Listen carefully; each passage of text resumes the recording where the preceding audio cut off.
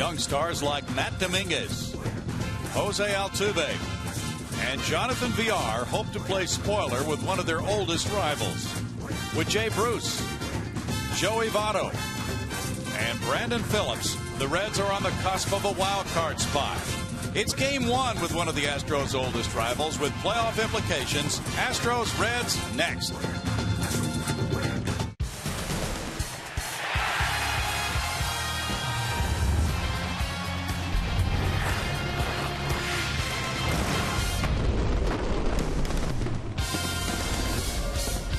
Live from Minute Maid Park in Houston, Texas, Comcast Sportsnet brings you Houston Astros baseball. Tonight, it's interleague baseball as the Astros meet their longtime rivals, the Cincinnati Reds from the National League Central. Good evening, everybody. Bill Brown and Alan Ashby. It does have that old-time feel for it. It'll be the 840th meeting between the Astros and Reds. Brownie, even with those numbers, I think a lot of people are missing these meetings between these two ball clubs. They have been rivals a long time, and there were a lot of very meaningful games between these two teams. The Reds have had a rough time lately. They lost 2 of 3 to the Cubs, then lost 2 of 3 to Milwaukee. They'll face left-hander Eric Bedard, who's been in the bullpen but now returns to the rotation tonight. Cincinnati Reds, some people may believe are pressing about this time of year, but Eric Bedard is making that first start since August 21st, 4 starts in the month of August, and has been without starts since, working out of the bullpen.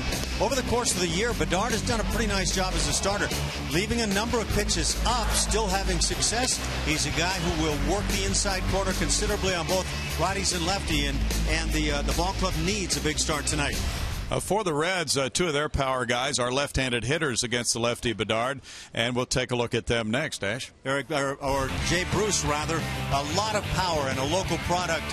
He does have 13 home runs on the road this year and a .295 mark, so he has swung it very well away from home, and they have a great home-hitting ballpark. And then, of course, there's Joey Votto, one of the game's outstanding hitters. Career against the Astros, he's torn them up, 367 with 8 bombs. Joey Votto can swing it anywhere, and when he's on his game, as good as they come. Coming up next, these former National League Central rivals square off now as interleague opponents, and Julia Morales will have more on the Astros' remaining schedule with contenders stacked up against Houston for the final 2 weeks. More in a moment.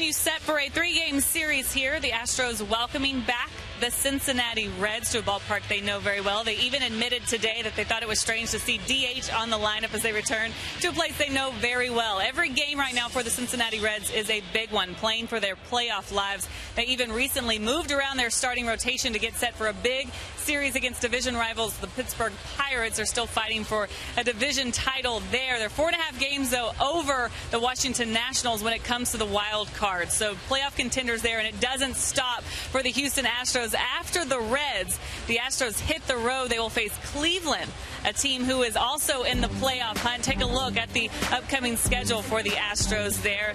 Indians right now a half game out of the wild card contention. They've faced Cleveland 4 times there. Texas slipping in the AL West division race, but can get right back in it. They're in position to make the playoffs. And the year ends with the New York Yankees. If they don't know by then, that could be a very interesting weekend at Minute Maid Park. Bo Porter hoping his team steps up to this challenge, proving you can play with some of the better teams in the league. They're definitely a test for his club. Stay with us on CSN. Astros baseball is coming up after the break. Eric Bedard and Johnny Cueto take the mound. We'll have lineups and first pitch after the break.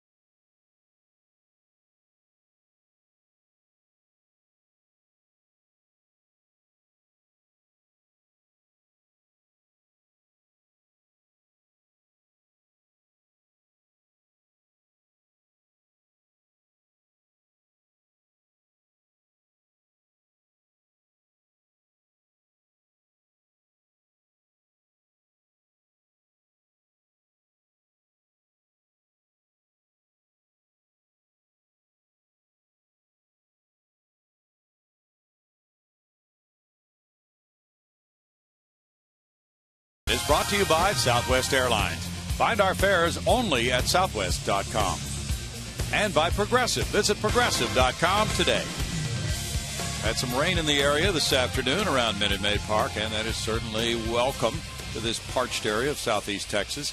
Dusty Baker has his lineup card. Eduardo Perez has the Astros card as they meet with the umpires around home plate. Wally Bell will have the plate tonight with Marvin Hudson at first, crew chief Tim McClellan at second. And Marty Foster will be the third base umpire. They go over the ground rules here as the Reds come in for the first and only time this season, and they used to make at least 2 trips and sometimes 3. They would play up to 9 games a season here at Minute Maid Park, so it's a totally different feel as they come back this time, Ash. I think for everybody on the Cincinnati Reds side, it's kind of bizarre right now. They're wondering why there are DHs involved in the game. A whole lot of things going on, but it is a very different feel. Well, as they look out toward the field, they have seen the Astros take their positions, and here is a look at the Reds starting lineup filled out by Dusty Baker, with Shin-Soo Choo, the leadoff man in center field, Brandon Phillips at second base, Joey Votto at first, Jay Bruce in right field, Ryan Ludwig the DH. Todd Frazier plays third base with Zach Cozart at shortstop. The number 8 hitter is catcher Ryan Hannigan, and the number 9 man in left field is Chris Heisel. Eric Bedard runs out to the mound, 34-year-old left-hander. He's 4-10 on the year. He's pitched probably better than that. 4.47 the ERA. Been working in relief recently, and recently. 4 innings of shutout ball against the Oakland A's, but his last start coming on August 21st at Texas against the Rangers. About a couple of earned runs in 4 1/3 innings.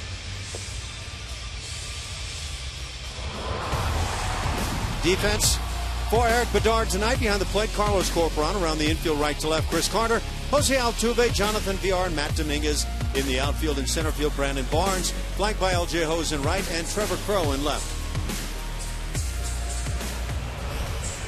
The Reds, with 6 games remaining against the Buccos, will have that meeting at PNC Park with the Pirates this weekend. So this series plays into that in a very important way, and Dusty Baker would love to cut some of that 3.5 game distance between his club and Pittsburgh and St. Louis. He's a 3-time National League Manager of the Year in '93, '97, and 2000, and his club has 84 wins and 66 losses, taking the field tonight. And was looking in really good shape earlier this month, but now has lost 4 of 6. Chu leads it off at .288 with 21 homers, 51 runs batted in, and .893 OPS for the Korean-born outfielder. And there's strike 1 for Bedard. As you mentioned, Ash, it's been a while since he started a game. That game in Texas, the 21st of August. But last time out on September 8th, he worked 4 shutout innings in relief at Oakland. Stretching it out with 47 pitches. We don't know what his pitch limit would be in this game tonight. No balls and 2 strikes. Probably just a decision based on how he feels, right? I would imagine. You reflect back to the game where he took a no-hitter late in the ball game. Eric Bedard is a guy that knows his own arm, and he's going to speak up. It's a 1-ball, 2-strike count. Chu has had a fabulous year. He's second in the league in walks with 101, and second in the league in runs scored with that same number, 101. Hitting .375 his last 18 games. And he takes that one high for a 2-ball, 2-strike count. Left-handed hitters actually are faring better against Bedard with a .286 average. Bo Porter probably saluting Dusty Baker across the field. Or maybe one of the coaches. Now 3 balls and 2 strikes to Chu. Dusty Baker's been at this managing gig for a long time, and he's been a very successful guy. Good numbers at home for Eric. 3-2 with an ERA of 3.00 at Minute Maid Park. He gets it in for strike 3, and Chu is caught looking to open the game. I always hate to see hitters argue on a pitch that's so obviously in the strike zone. When it at least comes across that they're trying to get that walk. This pitch just appears to be absolutely there.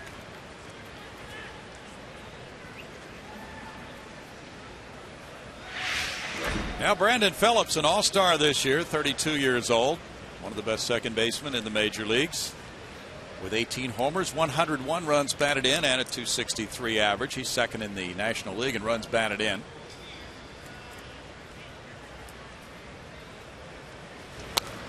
Phillips shoots one foul. There's strike 1 to Brandon. In addition to his offensive exploits, just a terrific glove man. It's the 3rd time he's been an all-star in the last 4 years. He was hitting cleanup most of the time this year until late August.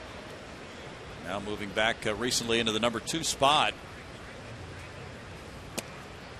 And Bedard misses there with a 1-ball, 1-strike count. 13th in MVP voting last year, Brandon Phillips. So he's a guy that is viewed as certainly one of the guys that carries this Reds club. That's in for a strike as Bedard moves it inside and goes to a 1-ball, 2-strike count on Phillips. No Red second baseman has ever led the National League in runs batted in. Phillips currently the number 2 man to Paul Goldschmidt of Arizona in the RBI race.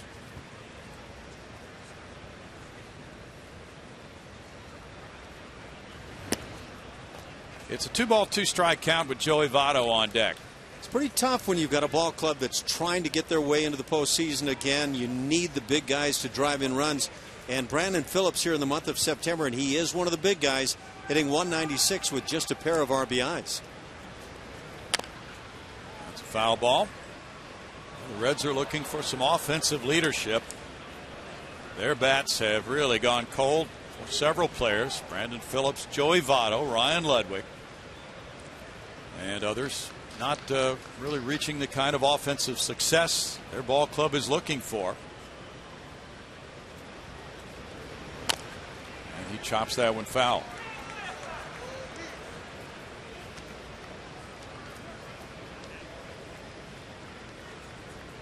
.196 in September. 1 homer, 2 runs batted in for Phillips. Eric Bedard likes to throw that curveball a lot, but he'll work fastballs both sides of the plate very well. Change speeds. That makes it 3-2 to Phillips. Full count on both the first 2 hitters. Reds are 3rd in runs scored in the National League with 646. They lead the league in drawing walks with 531. Well, I could sure see why with the top hitters in the order here, the way they've taken. Absolutely. They're a well-rounded team. They've pitched well, 4th in ERA. They've played defense well among the leaders. So it all adds up nicely for Dusty Baker.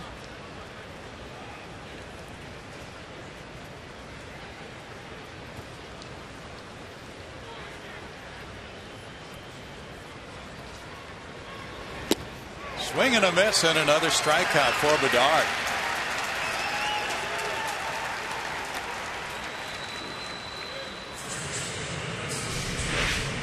Pitch obviously out of the strike zone. Brandon Phillips knows it. But you get to that 3-2 count and you feel the need to expand around the corners just a bit. That smile didn't say happiness. Now Joey Votto bats. Votto takes the pitch and it's ball 1 to him. He leads the league in walks with 119. 308, 23 homers, 70 driven in. A couple of Canadian-born players opposing each other.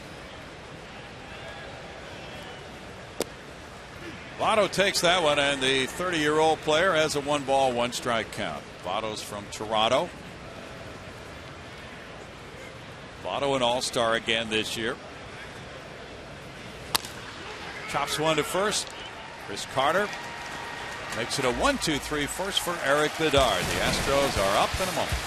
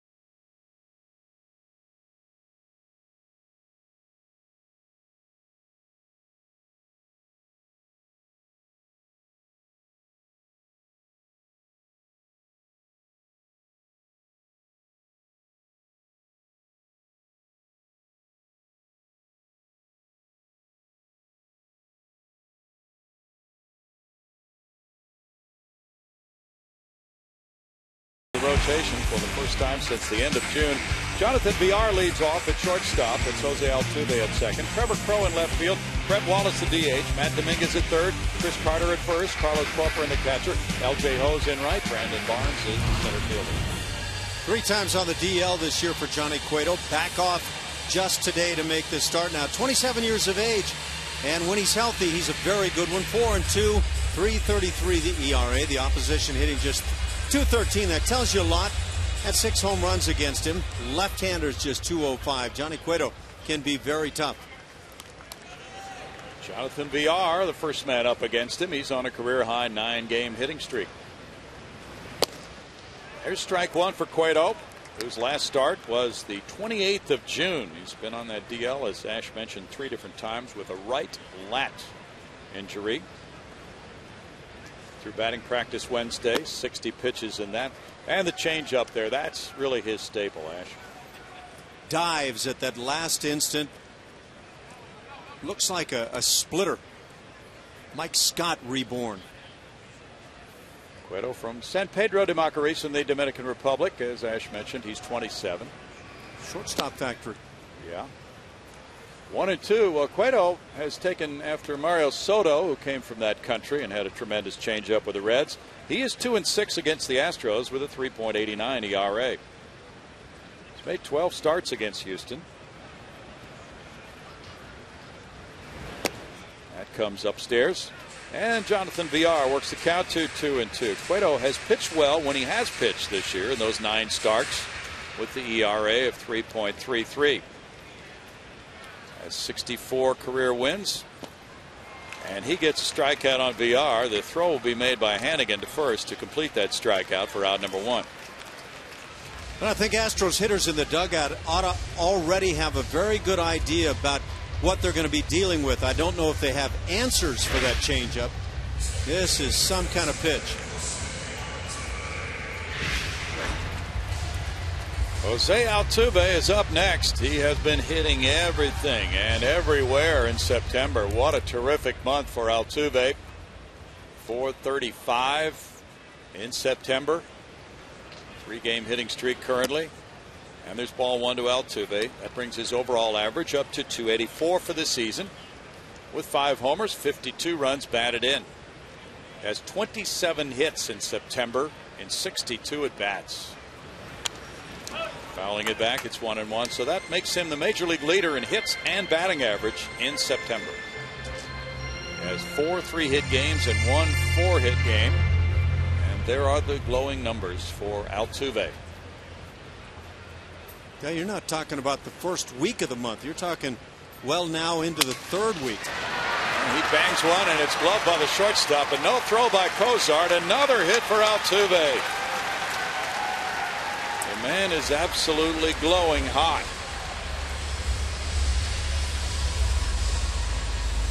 He's got enough speed. If he puts it on the ground into the hole, any part of the infield, he's got a great chance of beating it out. His speed, though, really comes to the forefront when he's trying to steal bats. But you can see just one of those plays that you're left with nothing at shortstop. He's aboard for Trevor Crowe. Crowe at 246 with 1 homer, has driven in 12. 28 hits, 6 doubles, and a dinger in the month of September for Altuve. It's a good point you're making. It's not just singles. But some power with those 6 doubles, and the home run was a 3-run shot. Crowe takes a strike. This has been a staple now. This 1-2-3 part of the lineup. VR, Altuve, and Crowe. For 12 games in a row, it's been that way for Bo Porter. Throw goes over, and it's a strong throw. Altuve with 35 steals and 45 attempts is going to attract that attention. There's been 1 steal and 2 tries against Cueto in his 9 starts this season. Catcher Ryan Hannigan has thrown very well this year. He's gunned down 42% of those, trying to run.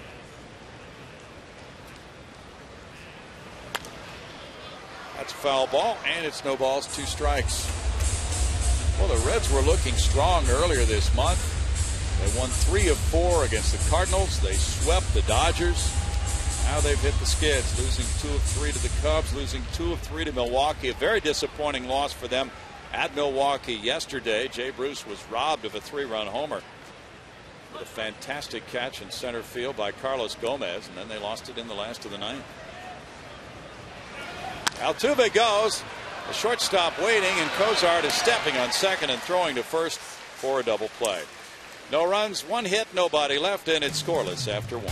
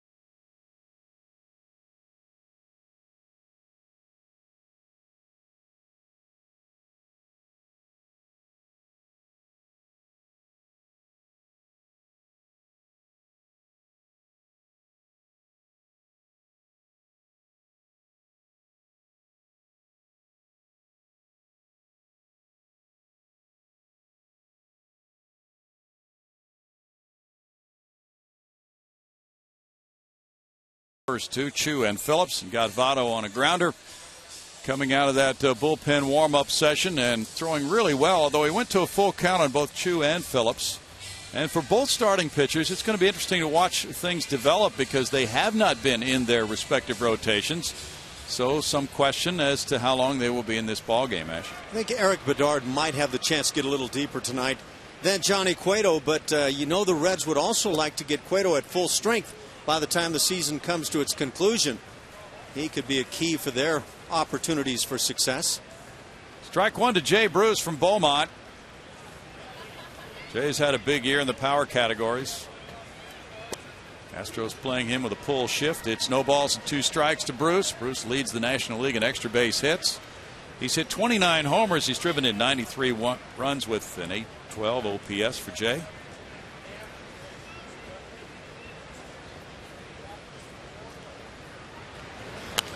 Bedard gets a foul ball from the 26-year-old outfielder who hit .538 as a senior at Westbrook High School in Beaumont. Somebody evidently made a play from the cheering we heard down there. Ryan Ludwig is on deck. Lefties have slowed down Bruce and Votto. It's a 1-ball 2-strike count. And in fact, it's a little unusual that it's Votto hitting third and Bruce hitting fourth, back-to-back left-handed hitters in the lineup. Ludwig is not sandwiched in between them. Rolled up the middle, and that's right through the other side of the shift for a Jay Bruce leadoff single. And with 2 strikes in the count, Dusty Baker has to like that from a man who has struck out 175 times. Let's go to Julia now. Thank you, Brownie. We just want to remind everyone to catch all the action of the 2013 Major League postseason. It starts October 1st. Check your local listings for details. Back to you. Thanks, Julia. Get a little rest in this weekend, Julia? A little bit. Good. I was busy with Dancing with the Stros as well, though. Oh, that's right. We've got to get a full update from you on that. Ryan Ludwig is the batter. Since he came off the disabled list, the Reds are 19-14. He's missed most of the season with an opening day injury. There's strike one. 255 for Ludwig, 2 homers, 9 runs batted in. It's been a huge loss because Ludwig was to have been in the original planning the cleanup man, sandwiched in between Votto and Bruce, but because of his absence, that meant that Brandon Phillips has had to hit cleanup quite a bit of the time this year. Ludwig just came back off the DL on the 12th of August. He looks at that when he had a torn labrum in his right shoulder while sliding headfirst into third base on opening day. So he was out from opening day until mid-August. All that excitement, you get through spring training, you stay healthy, and then opening day, you tear something up. It's so tough. You have to be around these guys to understand how much it means to them to stay healthy through the course of a season. Bedard gets a swing from Ludwig, and that's a 1-2 count now as he faces the Reds for the first time in his career. So with all the familiarity that these clubs have had with each other down through the years, first time start for Bedard against this club. Boy, have they seen a lot of each other. The Astros are going for win number 400 against Cincinnati in their long history. This is the 840th meeting. Ludwig is down on strikes. That's number 3 for Bedard. Todd Frazier will follow. Bedard turns to the off speed, breaking ball. Still leaves it up a bit. That's not ideal location.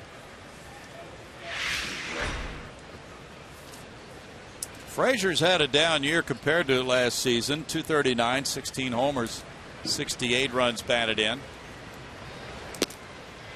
Tantalizing pitch goes for strike one.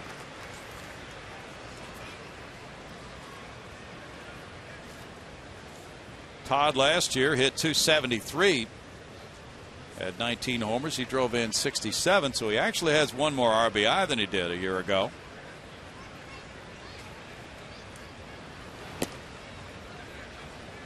But it's tough to stack those seasons together. 1 ball, 1 strike, especially when a player's trying to really settle in as a major league player. Todd's 27 years old. Supplemental pick after the first round of the draft in 07 from Point Pleasant, New Jersey.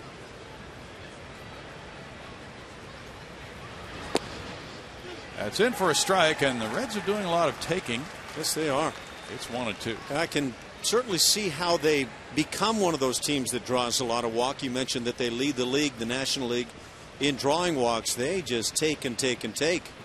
That puts it in the hands of Wally Bell.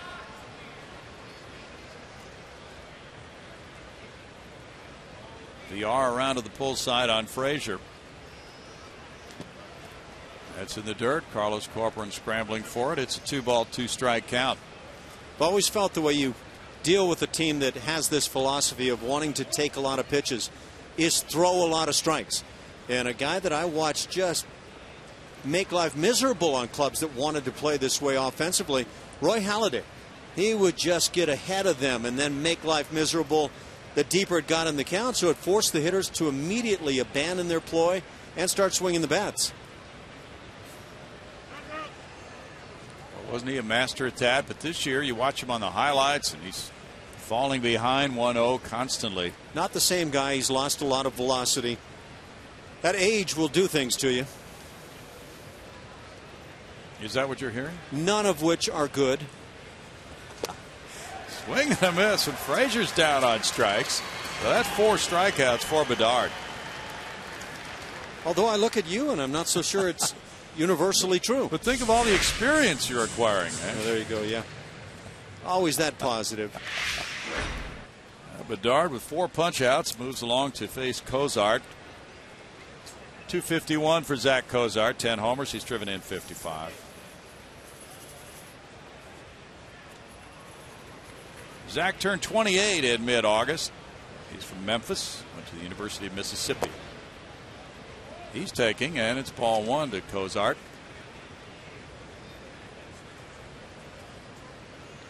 Well, this Reds club is stacked with veterans and with some younger players like Cozart mixed in, but Votto and Phillips and the others who have been around for a while. This is going to be a very important couple of weeks coming up.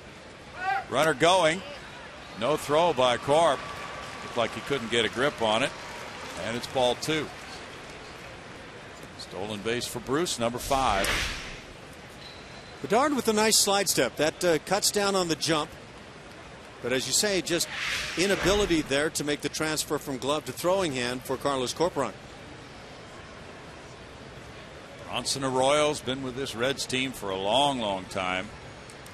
It's going to be an important 2 weeks coming up for Dusty Baker's players as they try to get back in that playoff mix.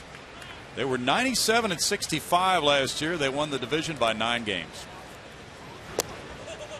They are still a very good home club. It's on the road where they've had their struggles. At home, 48-26. On the road, 4 games under. Everybody always says if you can play .500 on the road and then have a nice home record, you've got a chance of getting yourself into postseason play. That's a strike. Dusty has managed 6 playoff teams.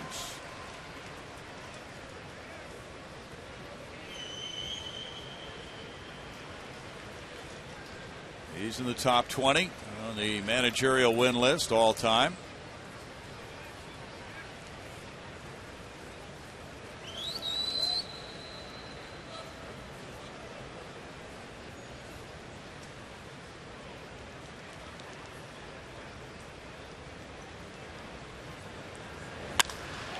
Shot to left field, headed for the seats if it gets there, and it is a fair ball, and it does get there.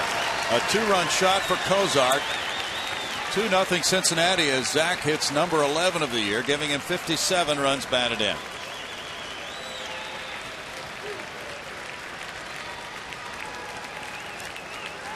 .149 long balls for the Reds. They're 5th in the National League.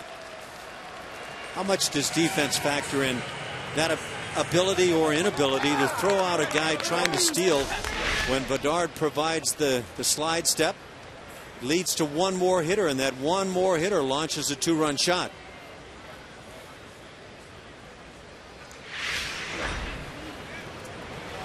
Ryan Hannigan, the catcher, takes a look at it. Doesn't get out by a whole lot, but the rules haven't changed. As long as it gets out, you're going to get it. Bedard comes up and in on Hannigan and falls behind. 2 balls, no strikes. 206 for Hannigan, 2 homers, 21 runs batted in. He is known as an outstanding receiver. That's in for a strike to make it 2-1 with Chris Heisey on deck. Hannigan turned 33 in mid-August. Came up to the Reds in 07. That one's in the air, and Jose Altuve's backing into shallow right field for it. It's 2 runs, 2 hits, and the Reds lead at 2-0.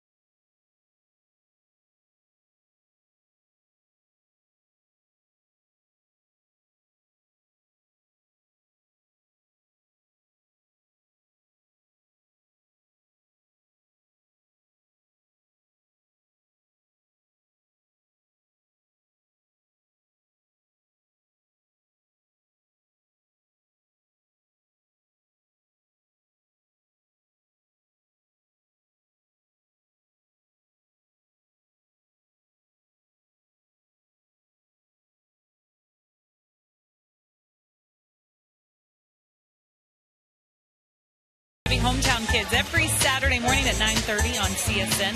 Chevy Hometown Kids, where it's not about the score, but the experience, guys. Well, Julia, now that we have a moment, how was Dancing with the Stros last night? Oh, we had a great time. They raised a lot of money, and the guys made everybody laugh. The pictures look fantastic from there. I was impressed with some of these guys. Brett Wallace leading it off. We'll get more about that from Julia as we go along. And it's ball 1 to Brett. 224, 13 homers, 34 runs batted in. Yeah, the guys really worked very well with their partners.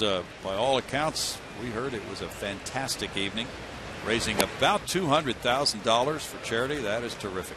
I don't know if Julia can still hear, but Jake Elmore was supposed to have been quite a star on the dance floor.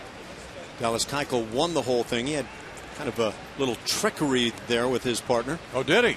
A nice little vault onto the shoulders of Keuchel. I think it should have gone the other way, though. All right, so Jake got robbed by the official score? Some people have cried unfair. Okay. Either way, they were both very good. And we heard some great remarks about Jose Altuve's work on the dance floor. Hannigan's head was flying all over the place on this.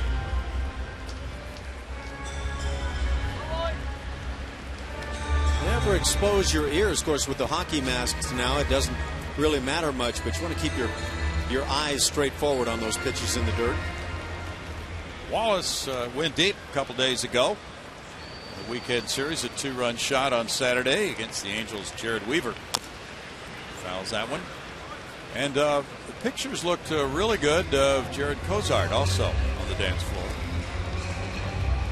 Pictures don't dance, though, do they? They can. I want to see the video. I want to see the proof. There he is, reveling in the aftermath of a great night of dancing. Up and into Wallace. Now 3-2 for Cueto. Johnny last year was 19-9 with a 2.78 ERA for the Reds. Finished fourth in the Cy Young voting. Worked 217 innings.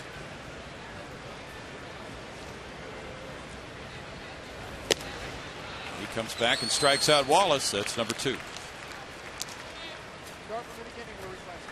All right, let's check this out, Ash. Yeah, there's Jose Altuve. Oh, Carlos Corcoran. He's got a little hip action going on. Carlos.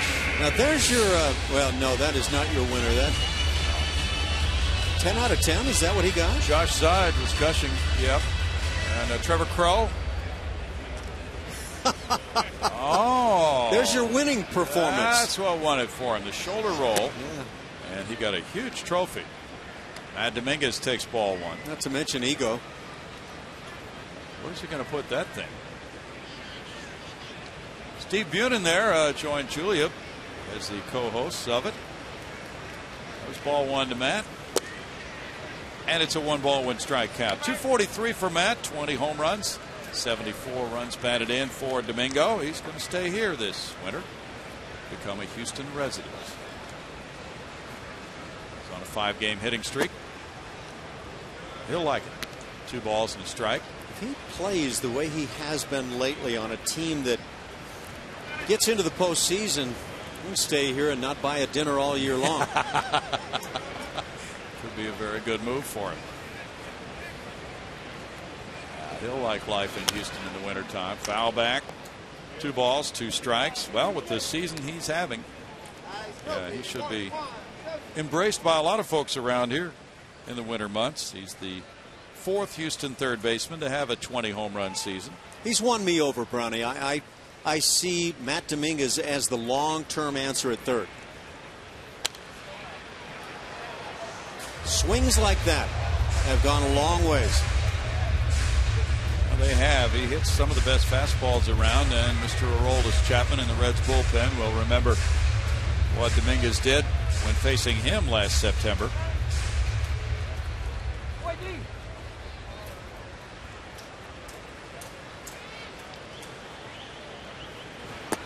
Dominguez looks at it, and it's ball 3. 3 balls, 2 strikes. In fact, Dominguez touched up Mr. Cueto last year with a 3-run homer.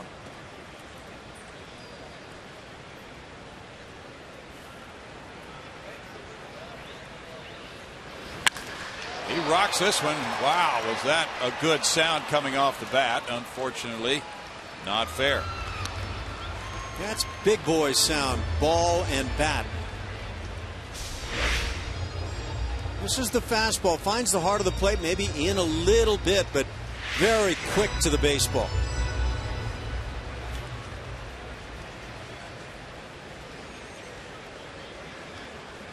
Friday night, he hit his 2nd grand slam of the season.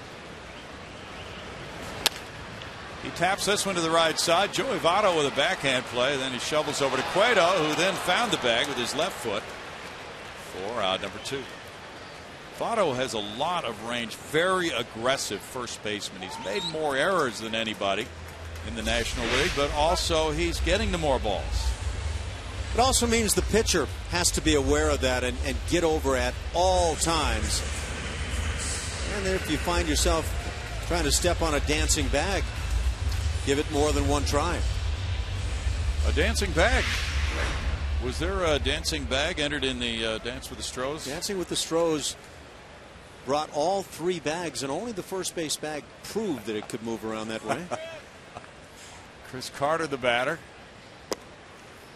Strike 1 to Carter with 27 homers, 77 runs batted in, and a .219 batting average for Chris.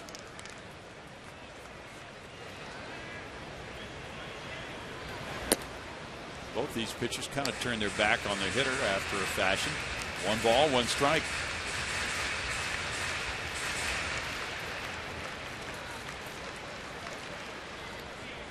Homer Bailey's having quite a year for the Reds, but he will not pitch in this series. It's a 2-ball, 1 strike count. Bailey's 11-10 with a 3.40 ERA, struck out 193. Bronson Arroyo's 13-11 for them with a 3.56. The ageless right-hander has worked 192 innings. Latos will go against the Pirates. He's 14-6 with a 3.14. That's a shot by Carter. And into the left field corner. He'll take a turn and head for second base. Here's the throw by Heisey. It's a 2-out double for the big first baseman, his 23rd of the year. Remember earlier this year he wasn't hitting many doubles. And now gives him 27 homers, 23 doubles for the season. Get yourself facing a 2-1 count. That's a hitter's count. And a pitcher on the mound that's bringing a fastball generally around 90 miles an hour, and he comes with that looked-for fastball. You should drill it, and that's exactly what Carter does. Hit number 2 for the Astros. Carlos Corcoran moves into the box. He brings 7 homers, 18 runs batted in, 235 batting average to the plate against Cueto. There's ball 1. Mike Leake is 13-6 for the Reds with a 3.35 ERA, and he'll pitch here tomorrow night. 31 pitches so far for Johnny Cueto. Tony Cingrani is injured right now. Lefty from Rice. High to right field. Backing up Bruce. And it's no runs, 1 hit, 1 man left. A little dancing from last night with the Stros. Jose Altuve and his partner. It was a good show. Reds lead it here 2-0.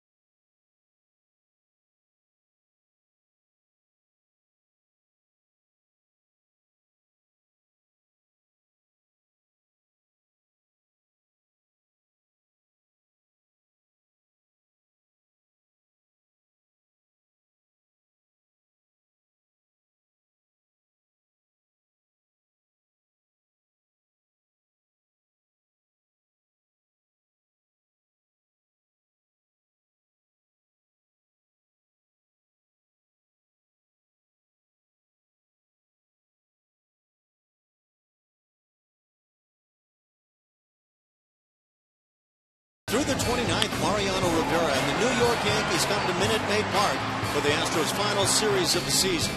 Be a part of history as Rivera closes out his Hall of Fame career with a special pregame ceremony that's on Sunday the 29th. Call 1-877-9-ASTROS or visit Astros.com for your tickets. 2-0. The Reds lead it on a home run by Zach Cozart in the second inning off Eric Bedard, who will face Chris Heisey leading off the third. That's strike 1 to Heisey. 232 is his average, including 9 homers. He's driven in 21.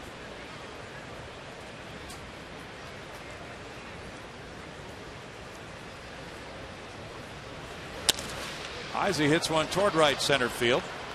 L.J. Hose takes care of out number 1 for Eric Bedard. Wild card race in the American League.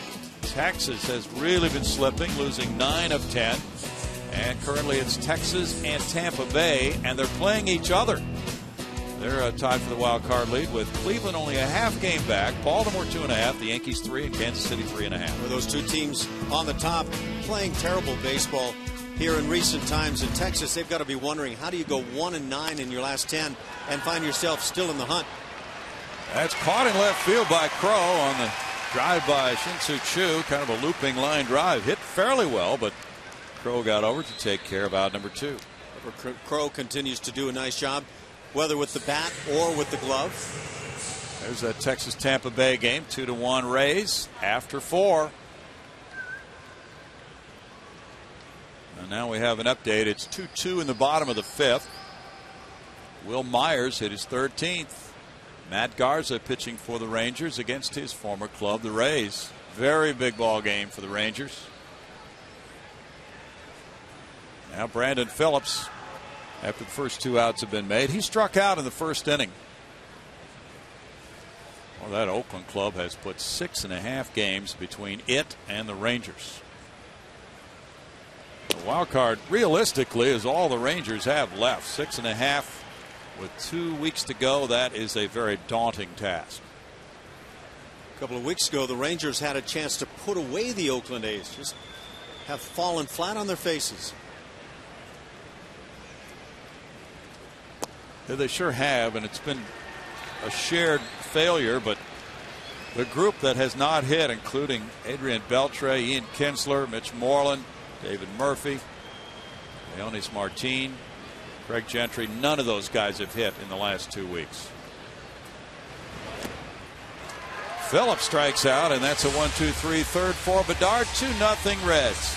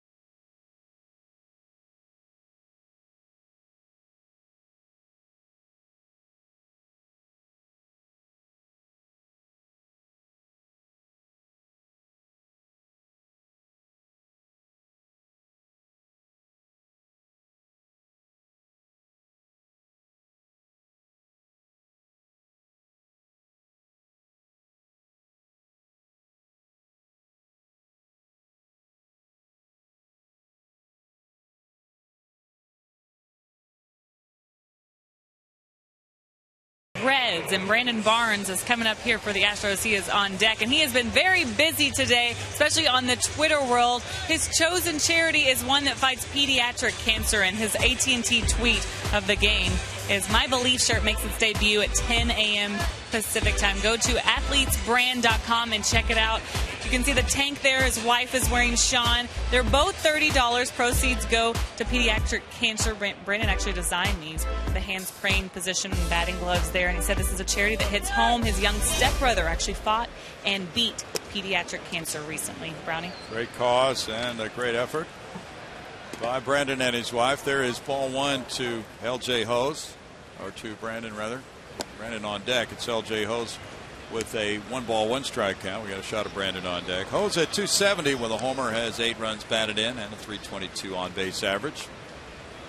That's athletesbrand.com, as Julia mentioned. Fly ball goes to right field. Jay Bruce waiting, and it's out, number 1. Well, it's a great young group of Astros players. They're doing quite a bit in the community. We were talking yesterday, I believe it was, Ash, about Jason and Maris Castro and their donation of all these thousands of books to Houston area schools, and then Brandon and his wife Sean, and they have a lot of company there among their teammates who are doing quite a few charitable things in the community. So many things come your way as a player. It's a magic life, and it's really nice to see the guys turn around and hand some of that magic back to others who have very little. Ball went upstairs from Cueto to Barnes. 248 for Brandon. 7 homers, 40 runs batted in. Had a couple of hits yesterday.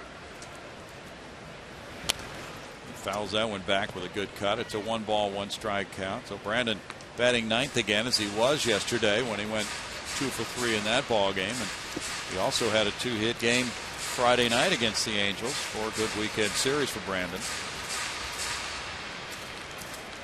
Astros have won 4 of their last 6. They're 7-7 in September. Lays off the breaking pitch, and it goes to 2-1. The last 14 games, Barnes is hitting .375. So Bull Porter's club averaging 4.9 runs per game in September for 14 ball games. The offense has really been much better. 2 balls, 2 strikes. And the Astros are 8-9 in interleague play. The Reds are also 8-9 in interleague play. Swing, and Barnes is down on strikes. That's number 3 for Cueto.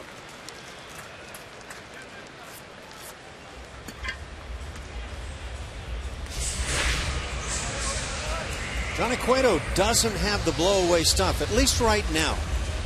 And again on the DL 3 times over the course of the year, and on an extended stay recently. The Reds really need this guy, though. He could be very big for them, especially if they make the playoffs and he continues to stretch it out in their rotation, or maybe even as a reliever in the postseason. Jonathan VR looks at ball 1. VR struck out in the first inning. The Athletics are playing at home later tonight against the Angels. They'll have Jared Parker on the mound against C.J. Wilson. That's a cutter, it looked like, and it got a kind of a weird swing. The desired result for Cueto, a 1-ball, 1-strike count. VR thinks he's swinging at a fastball when he starts, and then when he realizes this little cutter's coming in on the hands, tries to stop it, just has no ability to do that. It's a 2-ball, 1-strike count. It's amazing the things that can go through your head in that split second as ball leaves hand of pitcher. Like, why am I standing here? Sometimes. A little chop. Cueto over, and he tosses to Votto at first. And after 3, it's 2-0 Reds.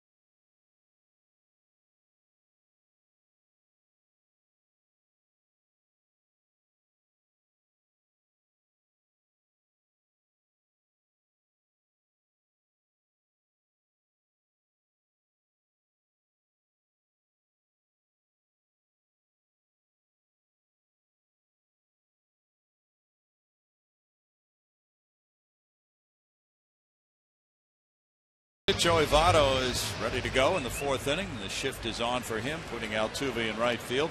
Votto grounded out to first earlier. Strike 1 to Votto.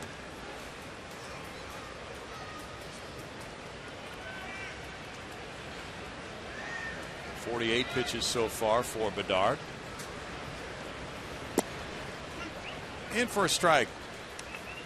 No balls, 2 strikes. Paul Clemens had a good start yesterday. It was a 2-1 loss to the Angels, but he went 7, allowing 2 runs. Votto will do this every now and then. He takes a little stroll. A number of hitters tonight have been doing this, and this is the issue that I really have. I really think the umpires should step in and not allow that.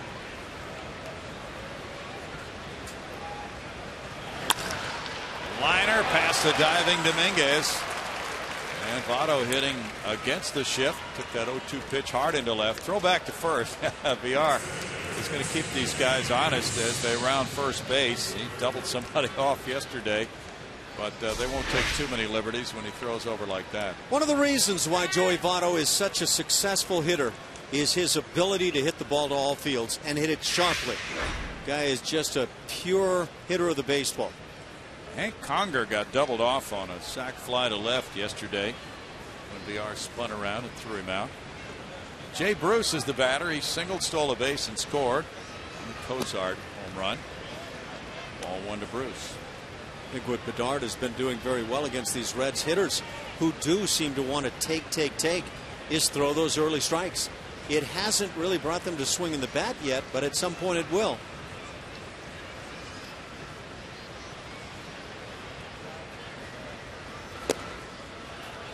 And as soon as I say that, he falls behind 2-0. Jay Bruce, a first-round draft choice in 05. He was the 12th player drafted that year. Won a Silver Slugger last year with 34 homers, 99 runs batted in. He has had some very big games against the Astros. That's a strike. Jay with 18 career homers, 49 runs batted in against Houston pitching. See Jay Bruce with this backwards walk away from the box and then walks it back just about every pitch.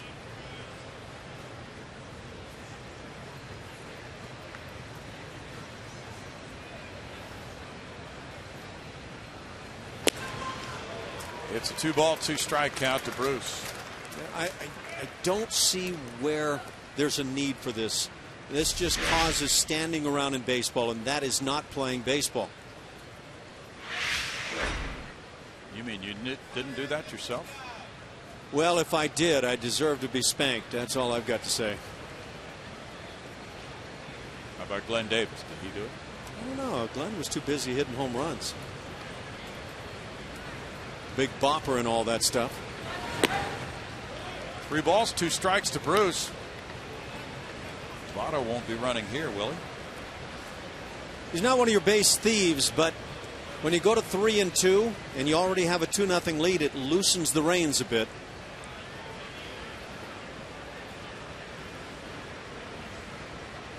Bruce strikes out a lot.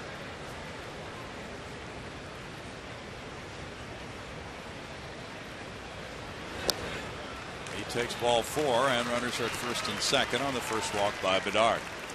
This Wednesday, September 18th, is your chance to meet Jose Altuve and Astros alumni Alex Trevino as part of our celebration of Hispanic Heritage Month. Jose and Alex will sign autographs from 11 a.m. until noon at the Whataburger at 11027 Fuquay. That's in Houston. While you're there, register for a chance to win tickets to see the Astros take on the Yankees on Saturday, September 28th. And a behind-the-scenes tour of Minute Maid Park. Players subject to change in autographs will be limited. We had a nice discussion about catching with Alex and you before the game tonight. 2 men on now, and it's Ryan Ludwig batting. Ludwig struck out in the second inning. And Alex was really good in that regard, and that's a lot of fun, kind of reminiscing about the old times. Well, you guys have a lot to think about when you're behind the dish. You ever go behind the plate anymore? Only while passing through. What does that mean? I have no idea, but okay. I was hoping you'd buy in. I'm not buying that. No, do you ever just go out to a baseball field near your home? You know, squatting down is not part of the program. If I wind up in that area, it's by mistake.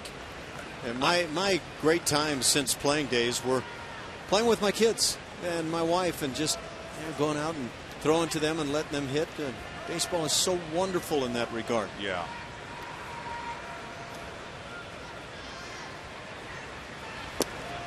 Strike makes it 1-1. Well, you know, a father who has a son who's a pitcher catch him quite regularly, right? Certainly should, if he has that ability and lack of common sense.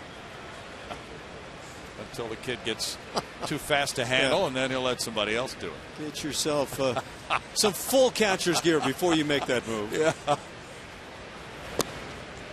It's side for a ball. Ed makes it 2-1. It gets a little dicey when the kid starts throwing about 95 and has a sharp breaking ball. Good heavens, 50 miles an hour and start hitting the plate out in front of you. It's pretty dicey right there. It's time to hand off the tools to someone else. I'm going to be a coach and not an interactive coach. Padres are leading the Pirates 2-0 in the top of the 8th in Pittsburgh. I don't think the Reds are glancing at that scoreboard at all. It's a 2-ball, 2-strike count to Ludwig. And he takes a walk. These guys are taking some strolls tonight. It is just steady stroll time. We are in the park and having a leisurely time. Cardinals have fallen behind in the early going at Colorado 1-0. They're in the top of the 2nd.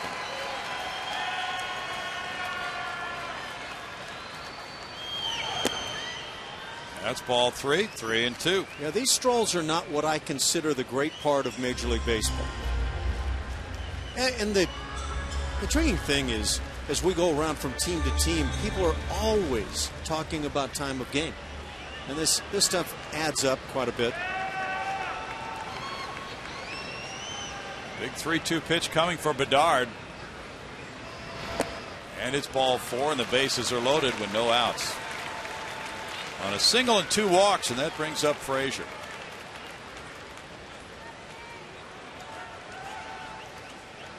Frazier struck out in the 2nd inning. He had an encounter with Pete Rose a few days ago, and Rose was encouraging to Todd Frazier about his hitting. It's been a rough year for Frazier, but Pete pulled him aside at Great American Ballpark.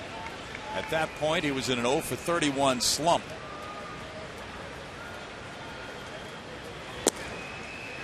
Strike 1 to Frazier. I don't know if Pete Rose ever had to deal with the difficulties that the mere mortal that grabbed a bat and went to home plate might have dealt with in his lifetime, but if there's anybody to talk to about how to get better, it would be Pete Rose. He was one of those guys who grinded out this game about as well as anybody I've ever seen. But the Reds 0 for their last 13 with the bases loaded. Surprising. No balls, 2 strikes. We've talked about the St. Louis Cardinals and how good they continue to be in that category, well out in front of all of the other 29 clubs in Major League Baseball. Why are they so good in that regard? Is it just a magical year? Cardinals hit the ball up the middle very well with men in scoring position. Could certainly factor in. That's a strikeout, and Frazier slams at the bat. That's strikeout number 6 for Bedard, and a key out number 1. Now a double play ball gets him out of the inning with no more runs. Exactly, and that's what you want to do. You get a guy that's not swinging a big bat. Cozart coming to the plate. Get yourself that ground ball. People talk about getting that front foot down early, and that was very early. Cozart looks at it. There's strike 1 to him. If you don't throw a strike early in the count, these Reds are going to find a way to beat you because they are not swinging. Cozart hit 2 homers against Astros pitching last year, drove in 5. This one goes into right field, and that'll score Votto. And now Bruce coming to the plate. The throw from Hose. Corcoran with the tag. The ball is not caught. It gets away, and now they've got a run down. They've got an out here. The 2 runs are already home. Corcoran with the tag. Votto and Bruce scored. Ludwig got hung up halfway between 2nd and 3rd. And Cozart ran up his back. And what a night for Cozart with 4 runs batted in. Yeah, for the Reds, this is a problem created by Ludwig. I'm not sure what he saw that led him to head towards second base. But it could have presented a very intriguing play, as was this effort at home plate. That's so tough with the catcher's mitt. Bang, bang, knee of the runner coming into the glove. Really can't fault a catcher for not hanging on to this baseball. But I saw potential flip toward second base to get Ludwig. And at that point, Bruce would have potentially still been hung up. Cozart at second for Hannigan. Hannigan popped to second earlier. 4 runs on 4 hits now for the Reds, and 4 runs batted in for Cozart, giving him 59.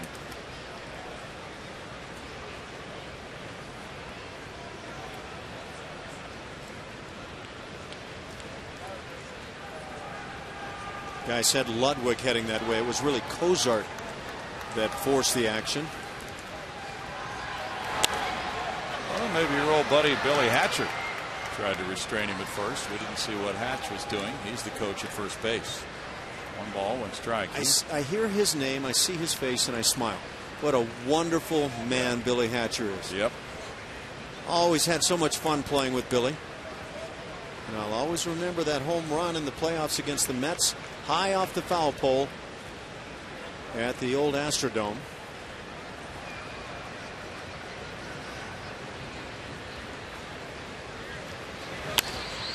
Popped up, and Dominguez comes over to foul territory. And in the 4th inning, the Reds put up another 2 spot on 2 hits. They leave a man. They're up 4-0.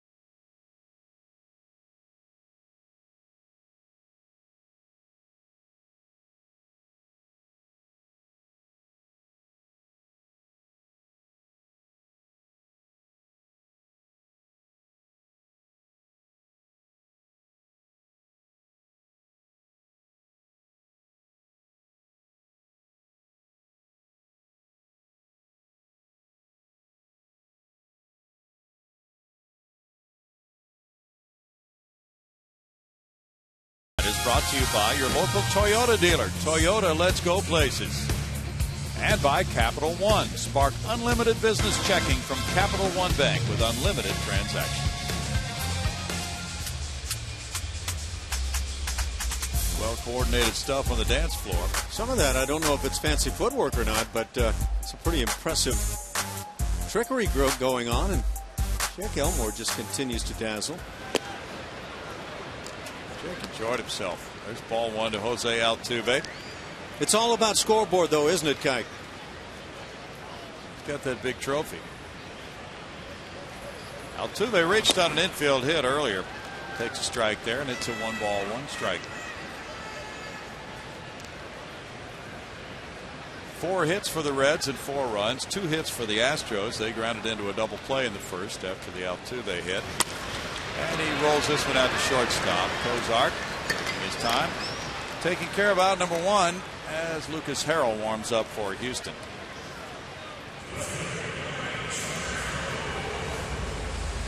Johnny Cueto returning to the rotation tonight has allowed a 1-out single to Altuve in the first, a 2-out double to Carter in the 2nd inning.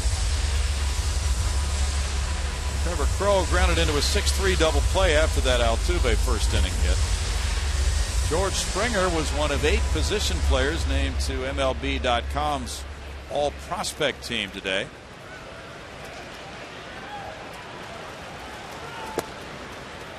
Quite a year for Springer at AA and AAA combined. A .303 average, 37 homers, 108 runs batted in, 45 steals with a .600 slugging percentage. Harrell warming up.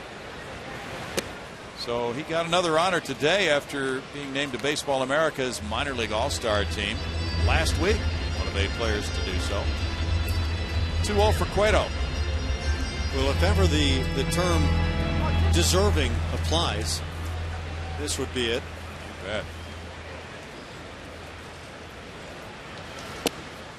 It's in for a strike. That makes it 2-1.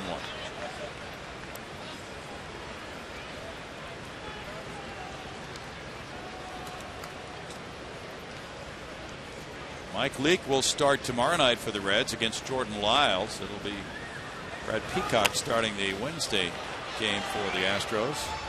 And Greg Reynolds, the big right-hander who used to be with the Rockies, will be the Red starter. So Matt Latos can be moved back to Friday in Pittsburgh. 2 balls, 2 strikes. PNC will be hopping this weekend again.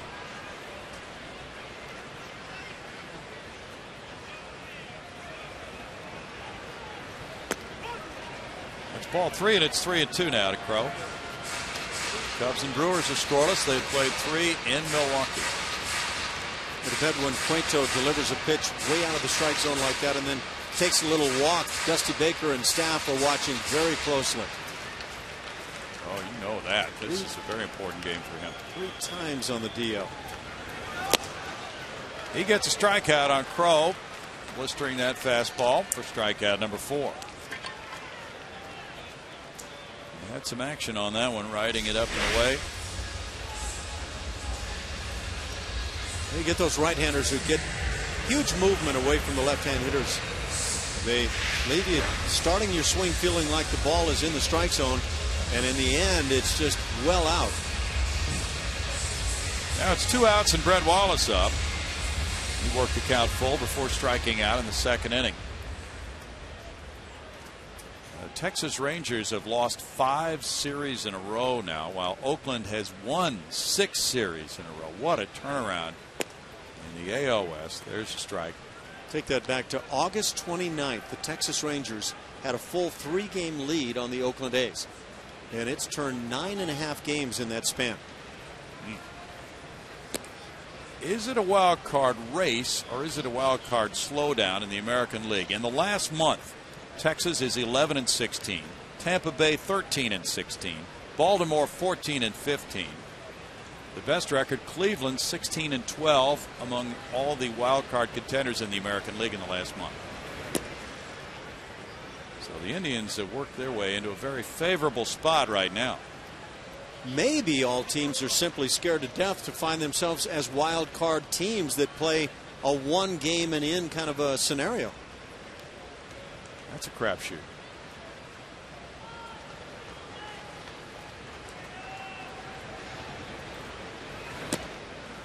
Wallace looks at ball 3. It's 3-1 to Brett. Phillies are pounding the Marlins in Philadelphia. It's 11-2 for Ryan Sandberg's club. Chase Utley hit his 17th homer. Darren Ruff, number 14. Cliff Lee on the mound.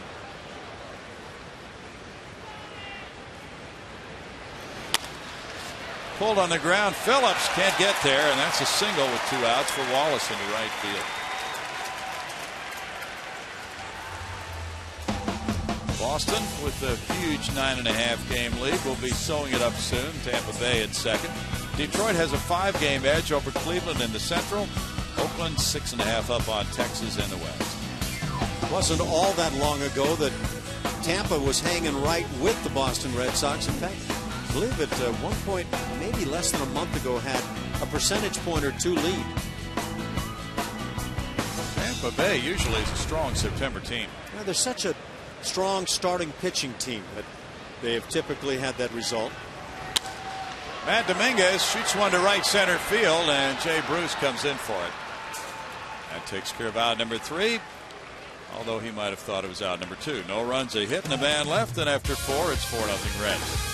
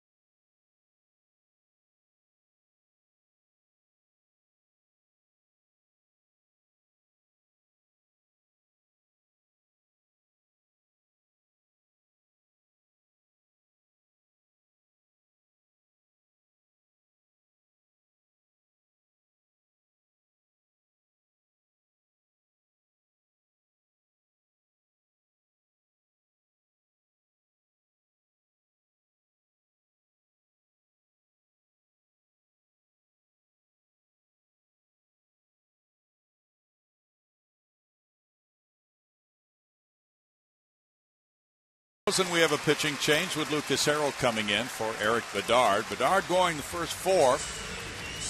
And he gave up a 2-run homer to Cozart and a 2-run single to Cozart.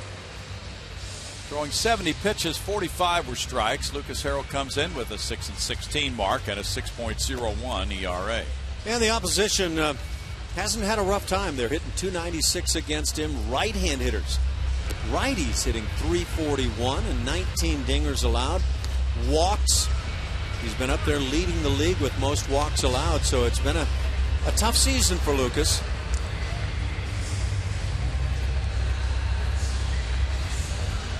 He'll be facing Chris Heisey, leading it off here in the 5th inning. For Bedard, 4 innings, 4 hits, 4 runs. 2 walks, 6 strikeouts, 70 pitches, 45 for strikes. Heisey hit a fly ball to right in the 3rd inning.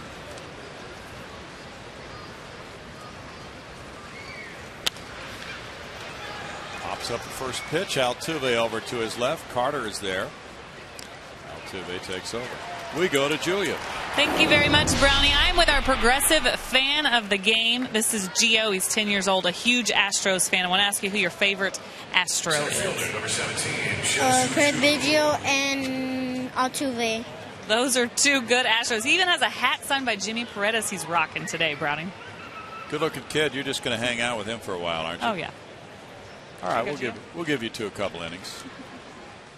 Shin-Soo Choo, the batter. And there's ball 1. Choo is 0 for 2. He was caught looking in the 1st and hit a line drive caught by the left fielder Trevor Crow. He's being scouted right now, Ash, because he's a potential free agent. You take potential out of the statement when you talk about solid player. True. Maybe sometimes in some circles anyway, unheralded, but he can play. Would you rather have Shin-Soo Choo in right field, and he's been playing center most of the time this year, or Hunter Pence? Choo's 30 years of age. 31 now, officially. I don't know, what is Hunter click in at? We're going to check on Hunter's age. I think he's a little bit younger. Hunter Pence has been showing a lot of power once again. He certainly has. That's the 102nd walk for Choo. His on-base average is .422.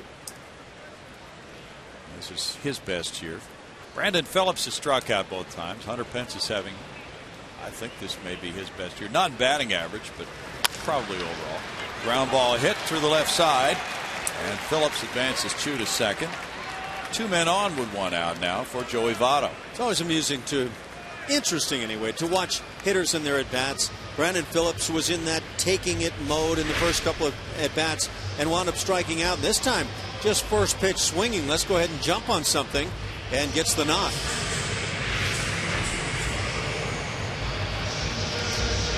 Now Votto, who singled and scored in the 4th inning, is 1 for 2. Yeah, I probably would lean to Hunter Pence with his abilities with the power game and to be a middle of the order guy. I guess it depends what you need. Well, we've heard that Hunter Pence is talking, his agent is talking with the Giants about possibly signing, but he also is headed for free agency, as is Choo right now. Hunter Pence is 30 years old, so a little bit younger than Choo. Right-handed hitter compared to a left-handed hitter. So this is what happens, at least in part, for major league organizations this time of year. We know that there's one scout here from one organization who's looking at Choo as a potential free agent for his club. It's 1 ball, 1 strike. And there is that conversation then, if they both turn free agents, which would you rather have? Kind of an interesting thought right now. Well, again, if you're looking for that guy with the on-base percentage, Choo, with this reach, the walk here, has a .422 on-base mark, and that is very impressive, and I'm sure any club would love to have that. But maybe as the guy that is in the heart of the order, driving in runs and hitting for power, you'd probably look the other direction.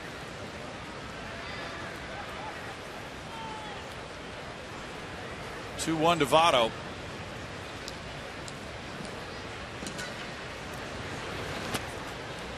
And there's ball 3 to Joey. And if you're looking for postseason pregame inspirational speeches to the club, you got to go Hunter Pence. Well, he's such a high energy guy and tremendous power.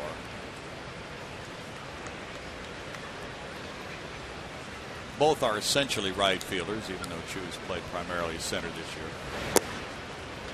And another walk loads the bases. Bases loaded with 1 out, and a total of 4 walks in the ball game, 2 for Harrell. And now it's Jay Bruce, who has a single and a walk, a 2-run scored tonight. Now Doug Brocale comes out. Lucas Harrell has just been plagued by bases on balls this year. He's worked 141 innings now, and he's walked 84. We go to Julia. Thank you, Brownie. Astros, Rockets, Dynamo, and more. We have all your sports news covered. Check out Sportsnet Central 7 days a week at 6:10 and midnight on Comcast Sportsnet, your home of your home teams. Lots of stuff going on these shows, guys. Yeah.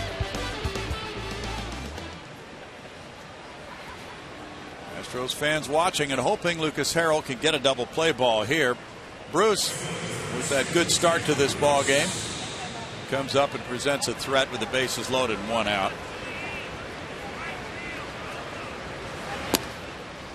He takes strike 1. Well, Lucas has been throwing strikes 57% of the time. That's the lowest figure in the American League this year.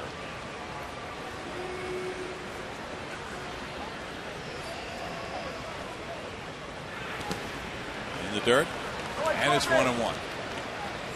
Hunter Pence this season has 25 homers, 92 runs batted in, and a .295 batting average. Ash. Good numbers, no question about it, and has been accelerating things here of late.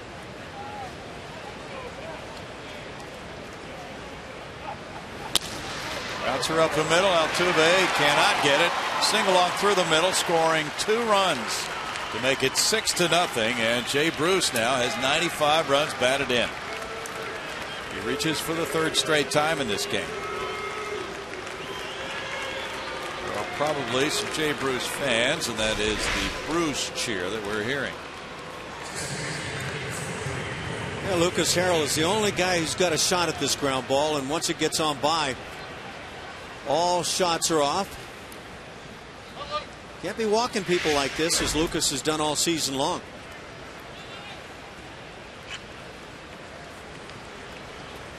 Now Ryan Ludwig has struck out and he's walked. 6 runs on 6 hits for the Reds, 4 walks in the mix for them.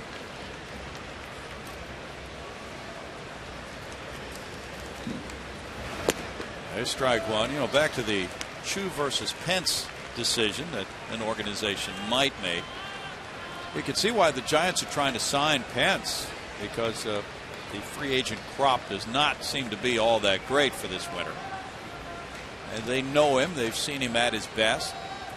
So it's not a surprise, as it can be when a team signs a free agent who has not been with them. Popped up.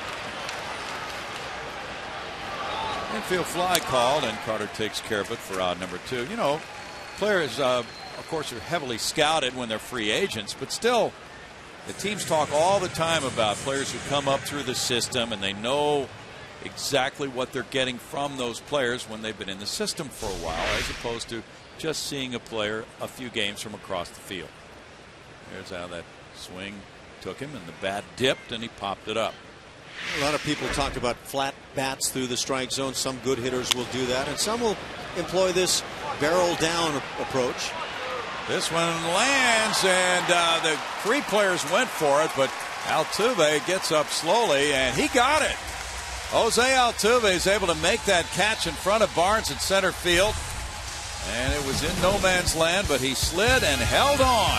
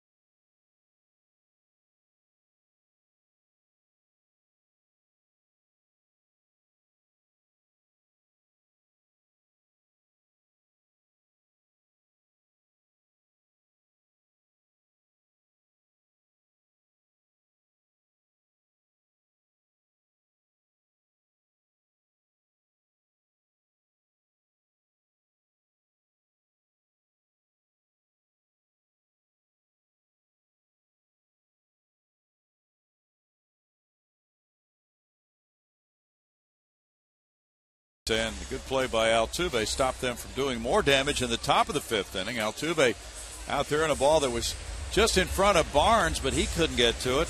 Jose left his feet. We didn't know at first if he had caught that ball or not, Ash. Looks like he also digs in that knee. I don't know if he really got dug in there. Not an easy play. Not sure he's feeling as good as you normally would after making a nice play. Probably happy he doesn't have to do dancing with the Stros tonight. Yeah, he didn't do any tangling with Brandon Barnes either on that play. Chris Carter, the batter. There's ball 1 to Chris. He ripped a double to the left field corner in the 2nd inning. Johnny Cueto, of course, needs to complete 5 innings to qualify for the win. That went over shortstop as a line drive and sinking into Heisey's glove. This Heisey just got there. Julia. Thanks, Brownie. Hispanic Heritage Month started yesterday, recognizing the presence of Hispanic and Latino Americans in the U.S., and it's very important to several players in this Astros clubhouse, including Carlos Corporon. Here he is with our Geico quote of the game.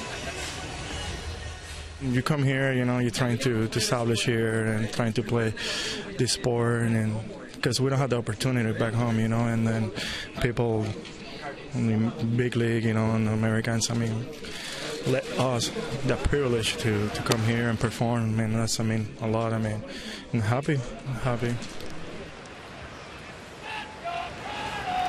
Ball 1 to Carlos. The score is 6-0 Reds. L.J. Ho's on deck. Chases the changeup, and it's a 1-ball-1-strike count. That can be a common happening with Cueto on the mound with that excellent movement he has on that change.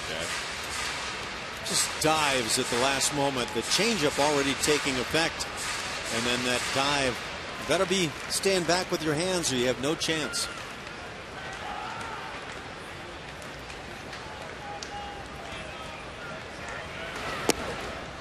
Upstairs for a ball that makes it 2-1. Detroit has the edge on the Mariners. 4-1. Detroit, top of the 8th inning in the Motor City. Almonte hit his 2nd home run for Seattle. Tigers getting close to clinching the AL Central. Strike makes it 2-2 to Corp.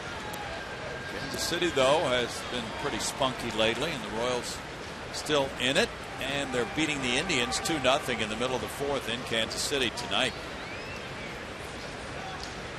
Indians have made a big push. That goes into the seats, and it's still a 2-ball, 2-strike count. For Cleveland tonight, it's Scott Kazmir. And James Shields has the shutout going for Kansas City. Astros will be headed for Cleveland after the Wednesday night finale of this homestand. Cleveland is last in the majors in attendance, Ash. And they've had a good club. And under Terry Francona, you might have anticipated things turning around. It's a very depressed area, but then so is Detroit. That sneaks through the left side, and it's a single for Carlos Corporon between 3rd and short. At number 4 for the Astros. Yeah, it's generally the 2 clubs in Florida that are right at the bottom in terms of attendance. That body rocking the rhythm from last night coming into play here. It's jammed and finds a hole. A little salsa dance. Put that ball out into left field. Maybe he can samba his way around the bases. With L.J. Ho's the batter, he hit a fly ball to right in the 3rd. That's strike 1. Have you ever done the samba, Ash? You know, I stay as far away from the dance floor as allowed to mankind. My wife is always begging me, and begging, that's not the right word. Urging you? Yeah, she's urging them, no question. High chop, that gets over the 3rd baseman. Here's Kozar throwing from short, not in time. Infield hit for Hose.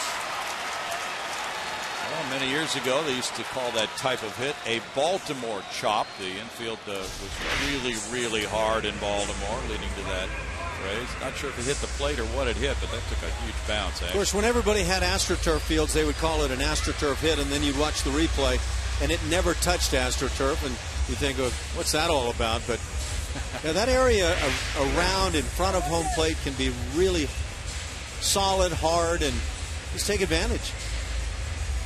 Now 2 men on for Brandon Barnes. He struck out in the first time up to the plate in the 3rd inning.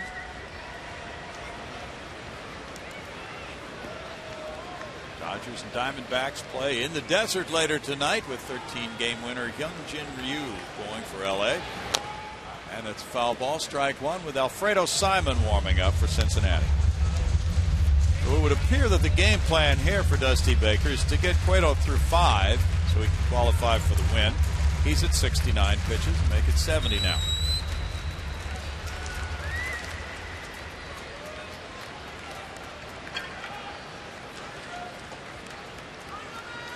Rockies still lead the Cardinals 1-0. They're in the middle of the 4th in Colorado. The shot, diving stop by Frazier. He throws to second. Phillips drops it, but he got the out at second base. Terrific play by Frazier, launching his body toward the foul line and forcing Hose from 5 to 4. And a very aggressive throw towards second base. Boy, put some hair on that throw. Don't know that they had any shot to complete a double play with Barnes going down the line. But that is a whale of a play, and those can be game changers.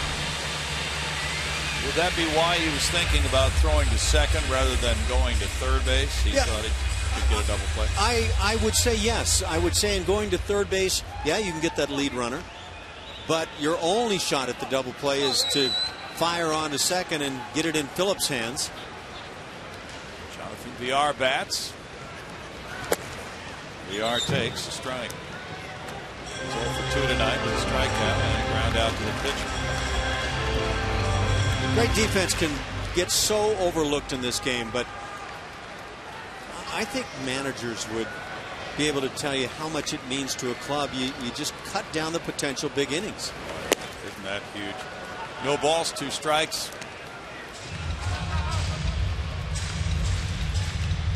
Lance Lynn is pitching for St. Louis in Colorado.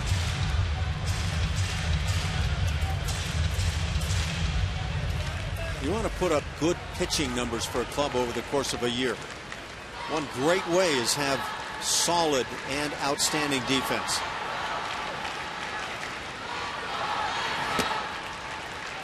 One and two. Well, really, as we look at the Astros club for next year, that would be one primary area in which it would not be that difficult to improve. They've allowed 73 unearned runs. They've committed 109 errors, and that could really help things if they can tighten it up defensively. They have been right at or just off worst in the league in fielding percentage all season long, and that's it's an area that's going to make it really impossible on your pitching staff. The Astros pitchers have walked more than any other American League team. That could be improved. 2 balls, 2 strikes. The ERA is the worst in the league, 4.80, but improved defensive play will bring that ERA down. Brings the ERA down. It drastically can change those unearned runs that get scored against the club. Yeah, if I had my option between a team that runs the bases really well and a team that plays great defense, I'd take the latter.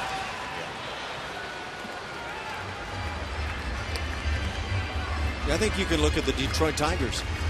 They're not going to steal bags, and they don't do a whole lot of that extra base thing, but they swing the bats really well, they pitch well, and they play solid defense, and it's a great formula. The Pirates were shut out at home by the Padres 2-0. Andrew Kashner winning his 10th, beating A.J. Burnett, who's 8 and 11.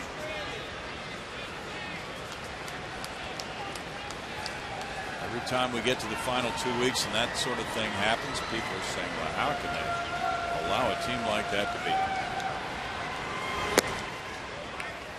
3-2? It happens all the time in baseball. A team with absolutely nothing on the line except another ball game. That can't be so, because all I've ever heard is that you never let a team like that beat you. Well, you're not letting them. But Kashner pitched a 1-hitter. He didn't walk anybody. He struck out 7. It had to be concessionary. Runner takes off from first, and it's ball 4 to VR. The bases are loaded. So the idea is that the team playing loose can sometimes go out there and beat a team that's in the hunt, playing just gripping it. Sometimes just mashing that bat so tight that it's hard for the hitters to do a whole lot. They're feeling it. They're feeling the importance of every pitch, and that can work against them sometimes. can be all of that. But baseball is, it's a game that is so impossible to figure out at times. I've been on clubs many, many times where you're accused of not caring. Obviously, you were flat. You just showed no emotion.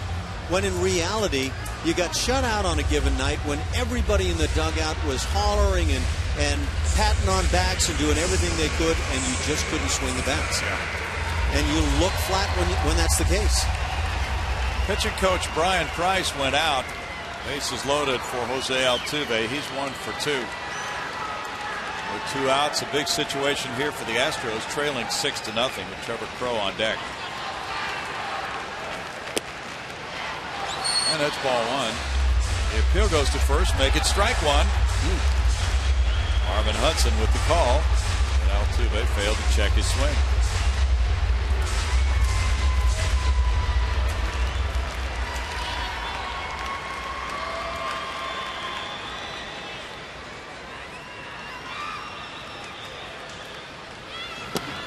In tight, that almost hit him, and it's a 1-ball, 1-strike count. The only hit for the Pirates came from Jose Tabata, their left fielder and leadoff man. You know, Brownie, this inning with the Reds defense, I think, is a prime example. You never know what an inning might turn out like without the defense, but it all starts with Carter lining what appeared to be a would-be base hit to left field. A solid play, a very nice play in left field to rob him. And then the play that we've talked about down in third. Otherwise, there may not be an out in the inning. Very good point, Ash. 1 and 2.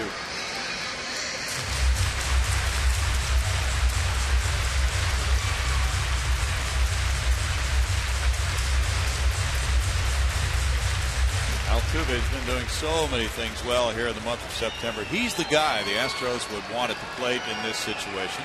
This season, he is 3 for 10. With the bases loaded. 276 this year with runners in scoring position. Looking for something he can handle on a 1-2 count.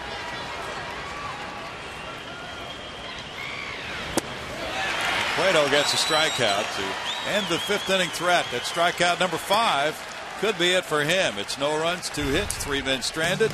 We move to the 6th. 6-0 Cincinnati.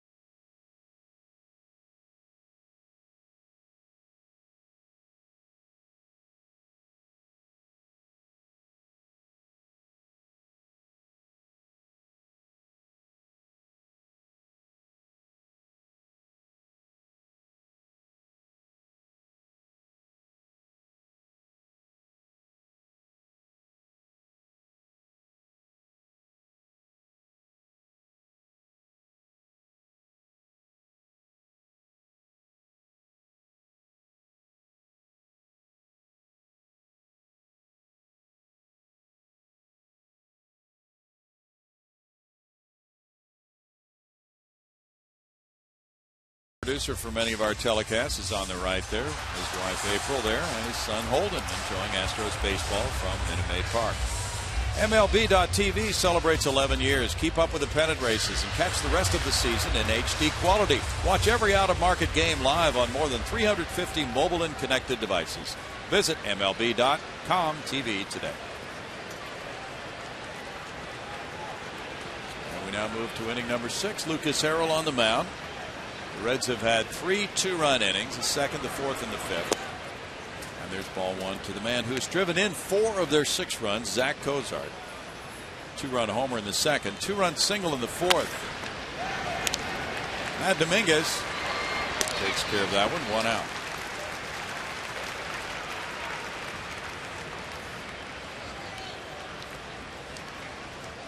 Ryan Hannigan will be next.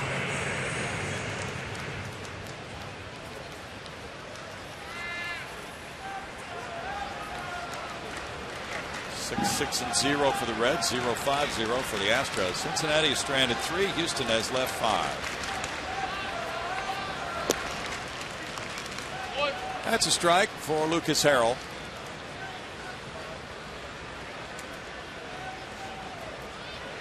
Last year he was 11-11 in the starting rotation. Altuve to his left. On over to Carter. 2 outs. Astros trivia today is brought to you by your local Toyota dealer. What do we have for you? Let's see, Ash. Toyota, let's go places. Here comes the trivia. Who was the first Hispanic born outside the U.S. to win the Cy Young Award? I bet you know this right off the bat. No. Just trying to think back. How far back do you think we have to go? As Heisey looks at ball. Yeah, I'm really asking myself that question. The name that comes at me, Juan Marichal, but I don't know if that goes back far enough. See, I thought him too. 1 ball, 1 strike. So at least we were thinking along the same lines, but we're told that is not the correct line. Did El Tiante ever win the Cy Young Award? 2 balls and strike. What about Mike Cuellar? Cuellar won the ERA title. I think he won the Cy Young Award. High chop to the left side. Dominguez can't get it. Villar uncorks a wild throw into the dugout. And that will allow Heisey to reach second base. Yeah, he was very deep after the ball got by Domingo and just tried to make it an all-arm, flat-footed throw and uncorked one. That'll be an error for him, his 12th of the year, maybe a hit and an error. And we've seen a lot of throws get away from Jonathan Villar, and an area that he can work on. I would just think that in pregame drills, as many throws from all angles, all spots at shortstop would be very beneficial. 2 out error, 2 base error also. There's strike 1. Well, on a play like that, for instance, if he just puts the ball in his pocket, there's a runner at first and 2 outs. Chu is 0 for 2 with a walk and a run score. Would you advise in that direction? Yes. I think he's so loaded with tools that he can make the exceptional play. And yeah. I don't know that this even reaches exceptional. I think he's very capable of this play. Well, I have to agree with you. And players are going to try to make plays if they think they can. So that's understood. And I want that guy who thinks he can make the plays. But if there was no play to be made, a good throw still leaves that scenario you talk about. So you can do one of 2 things. You can go ahead and try to get the ball over there, but don't throw it as hard as you possibly can without any accuracy. So if you don't get him, at least the first baseman can catch it. Or you can not throw it at all. What's your choice? I think of Gary Templeton, Sean Dunston, and I'm going back quite a ways. Probably because I'm a little more familiar with those guys, and that ability to just come up with that play that may not look like the play that maybe you take your shot at all out, but those guys are going to air it out across the infield. Okay. But they had honed that throw through repetition, and maybe in some cases just because it came natural to them. But I think Villar has the tools to make all the plays. Okay. That's the ball in the dirt, 3-2. So what you're essentially saying is you don't mind seeing that happen. No, I really don't. In fact, I applaud the effort. Just want to see everything else that needs to come along with it. I see a guy who is loaded with the tools to become one of the game's outstanding shortstops. He's not quite there yet.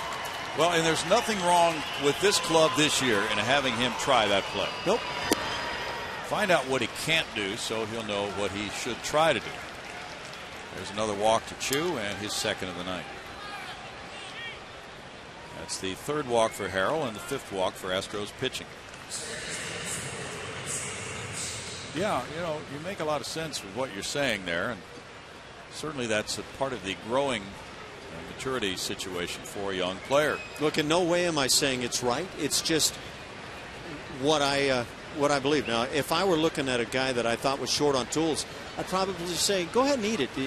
You're just risking problems here, but I see much more than that. Brandon Phillips rocks one deep to left center field. This is a high flyer. Brandon Barnes back. It stays up for him, though, and it's out number 3. It's no runs, no hits, 1 error, 2 men left, and it's 6-0 Cincinnati in the 6th.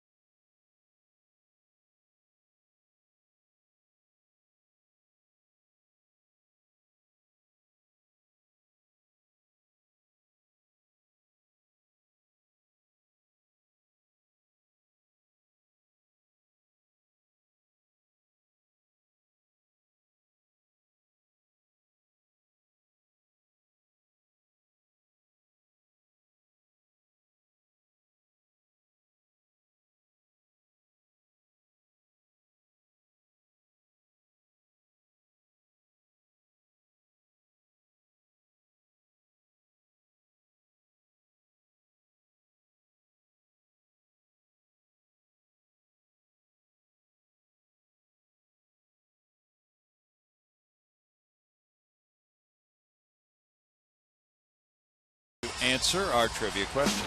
Hispanic-born Cy Young Award winner, brought to you by Toyota. Let's go places. Let's go to the Cy Young answer. Who was he? Mike Cuellar. You got it, Ash. How about that? Baltimore 1969. Former Astro, of course. Classy left-hander. One of the worst trades in Houston history. 16 Major League seasons. Reds, Cardinals, Astros, Orioles, and Angels. 4-time All-Star. Great screwball. Yep. 2-time World Series champion. He was a bit of Fernando Valenzuela before Fernando came around. Traded for Kurt Blefary. Oh well. We go to the bottom of the 6th inning. Alfredo Simon in the game. What's going on here? I think that was an editorial comment on your part right there, Brian. Pretty much. There were extenuating circumstances, as there always are. Yes. Crow is 0 for 2. Johnny Cueto in 5 innings allowed 5 hits, no runs. With 1 walk, he struck out 5. Alfredo Simon at 95 miles per hour throws it in there for strike 1. Those are his numbers this season. Right-handers hitting just .211. Good running fastball that we just saw. 61 hits allowed in 75 innings. Very good figure. Well, according to those who were here at the time, Ash, Mike Cuellar was getting very frustrated with Astros management. He wanted to pitch deeper in games. They didn't have a pitch count involved then, did they? No. He thought he was being taken out of games too soon. And so he had grown disenchanted. That was part of it. Sounds a bit like Joaquin Andujar, maybe.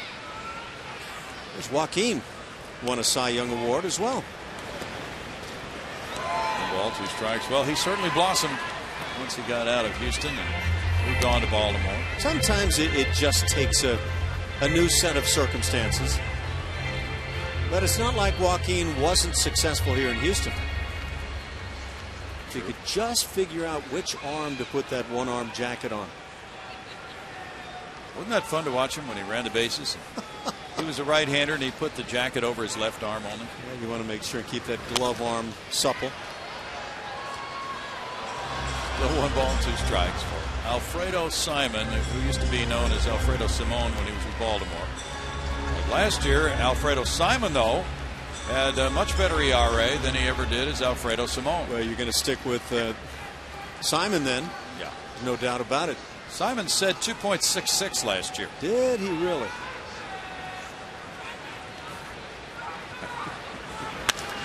That's a shot into right center field. Jay Bruce on the run. That'll bounce and go all the way to the bullpen wall. Trevor Crowe legging it around second. And he's going to stop there because there's nobody out in the inning, and the Astros are trailing by 6. A double for Crowe, number 7. What more exactly can Trevor Crowe do here in the month of September to tell somebody that maybe he needs a chance to be an everyday outfielder come early next year? You know, and I said the other day, you don't know if that's going to be with Houston, but he's trying to let somebody know that maybe he deserves that shot. Big swing of the bat there. You're right, he has done it all. He's hit safely in 13 of his last 17 games, better than 300 over that stretch. Plays a good outfield. Brett Wallace is 1 for 2. Danced well last night at Dancing with the Stros, and he shaved. Fly ball to center field. Chu backing on it, and Crowe will tag. Chu with the catch. Crowe moving to third base on a long out number 1. Julia. Thank you, Brownie. Catch the Astros Hispanic Heritage Street Festival presented by State Farm on Saturday, September 28th. The Astros take on the Yankees at 6:10, but come early for the free festival featuring live salsa music, dancing, an autograph session, beer, and local food trucks. Game tickets are available at 1-877-9-ASTROS or at astros.com. Trevor also, he said he was shaved. I wonder if it had anything to do with his disappointment from last night's competition. Well, I was going to ask you maybe. His teammates were very disappointed in him. Well, what did you think about Jake Elmore, though? Jake Elmore was fantastic. Okay. But we kind of knew that coming in. He put a lot of work into his routine. You know, Ash is suggesting that maybe he didn't get judged properly. Did I go that far? Yeah. I'm not really sure that you're accurately portraying my... Well, I'll say this. Jake Elmore went first. Dallas Keuchel went last. Yeah. Okay. It's all in the timing, isn't it? And the lifts. Yeah. The lifts were so... It came out of nowhere, guys. Well, you know, the thing with that type of contest, Julia, you don't want to be first. No. Because, you know, Keuchel's waiting in the wings, and he's going to blow everybody away. That's your winning pair right there. They were great. Some insight on Dallas, though. He never stopped practicing. The guys had an hour, and then they went backstage to get ready and kind of watch things as the speakers and things like that. Dallas was in the back room the entire time. Twirling that lady the whole time? They practiced the entire time until he had to come out. He must be tired today. He's probably sore. And Jake Elmore, what was he doing? Was he just kind of in that cocky dancer style, just kind of sitting around thinking, I got this thing made? No, not at all. I caught Jake. He was you could tell he was counting through and doing the moves. He wasn't full out by any means, but he was in the wings, just kind of going over it several times. That's Dallas back there, but it's kind of surprising, Julia, because he's probably been in the training room all night. I notice the two aren't hanging side by side right now. Fierce competitors. Rolled out to second, and the runner comes home. Dominguez will get the RBI. Crowe scoring, and it's 6-1. That's the 75th run batted in for Matt Dominguez. Sometimes this is all it takes is that ground ball, and sometimes it takes more than these stylish moves by Jake Elmore. Julia, he really didn't get a fair break from the judges on this. He's got the attitude. He did a great job. Made eye contact. That's one thing he said he should have maybe had a little more eye contact. I just think Dallas going last and with all those crazy lifts. Yeah. Chris Carter, the batter. Now, Trevor Crowe, we just saw Trevor there. He's known as a guy who's fundamentally sound, and he seems to be emphasizing that in his dance. Carlos Corporon did not make it easy on poor Trevor in the interviews right after. Oh, okay. So the judging was done entirely by these guys' teammates? Yes, and they were given an opportunity to write messages on boards right after they were finished, and I kind of went around and asked what people had on their boards. My favorite was Jared Cozart's after his performance. Lyles actually wrote, "Good thing he throws 98." Carter with a tap to third base. Frazier with the throw. It's 1 run, 1 hit for the Astros. Through 6, it's 6-1 Reds.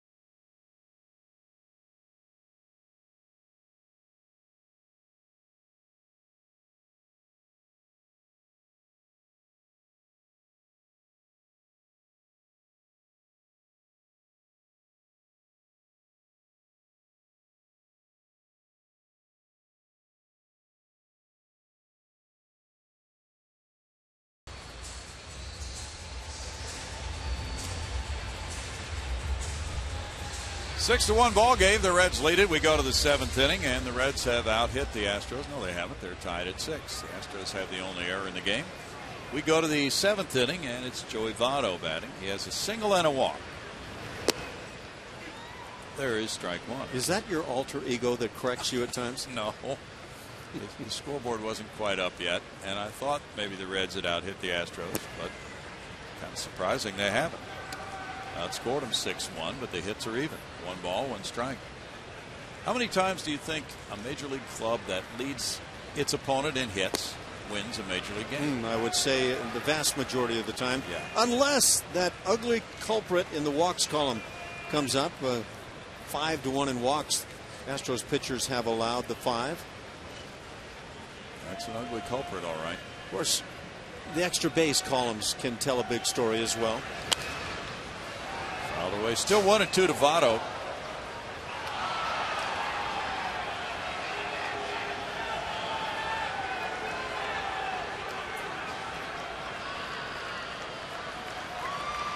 Four straight years he's been an all-star. He had an 0 for 13 skid. Inside to make it a 2-ball, 2-strike count. The Reds' base running evidently was not up to standards in the series in Milwaukee.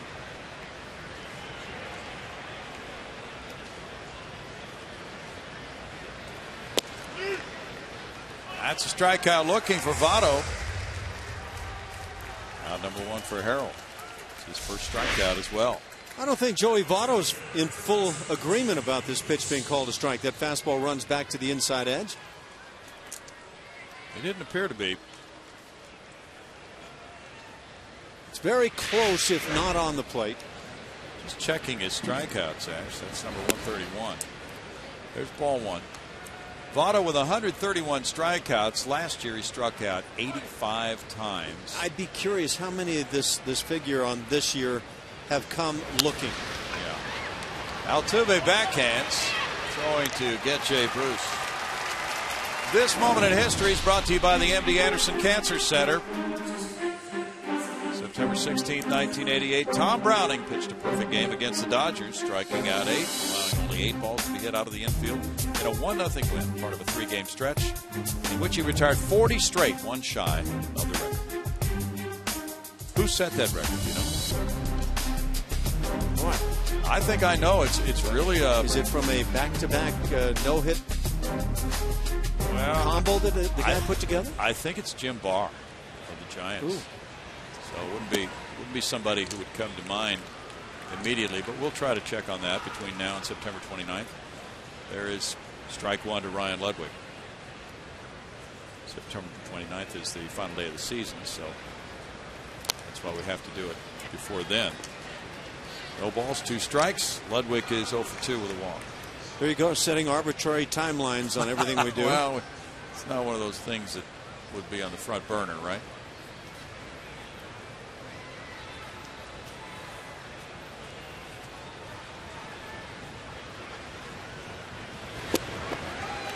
Strikeout, and that makes it a 1-2-3 7th for Lucas Harrell. 6-1 Reds.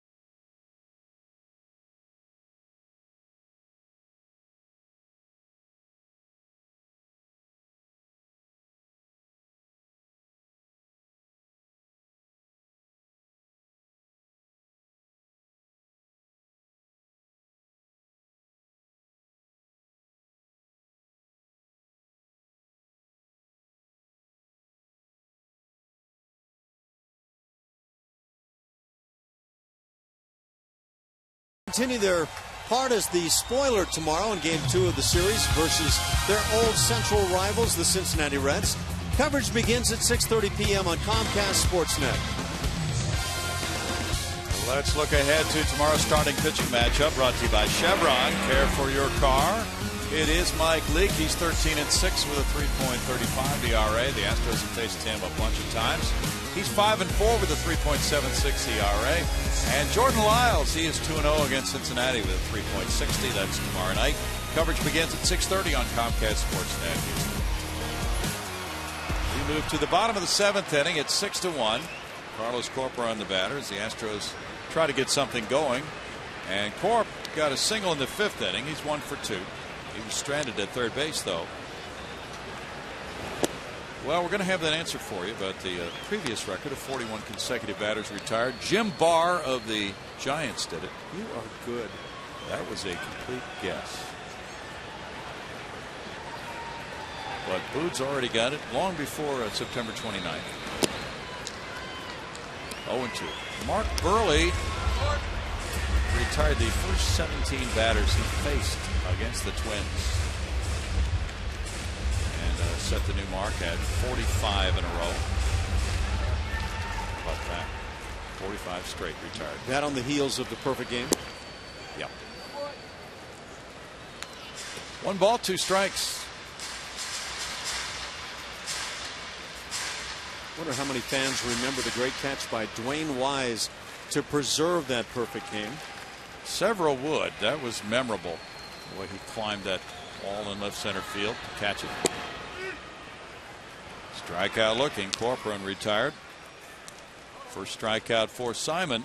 Number 6 for Reds pitching. That is a lot of effective run on a fastball that starts well in and then just it does more than dart back over the plate.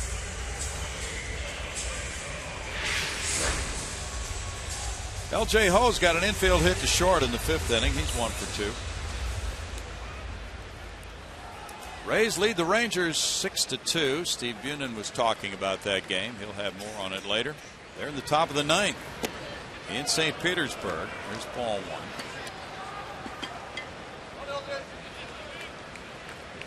1. Lance Berkman is in the lineup for the Rangers tonight. Alex Cobb got the start for the Rays against Matt Garza. That's in the air, foul. Votto takes a look at it as it goes out of play for a 1-ball, 1-strike count. Will Myers hit his 13th homer. He's making a strong Rookie of the Year bid in the American League.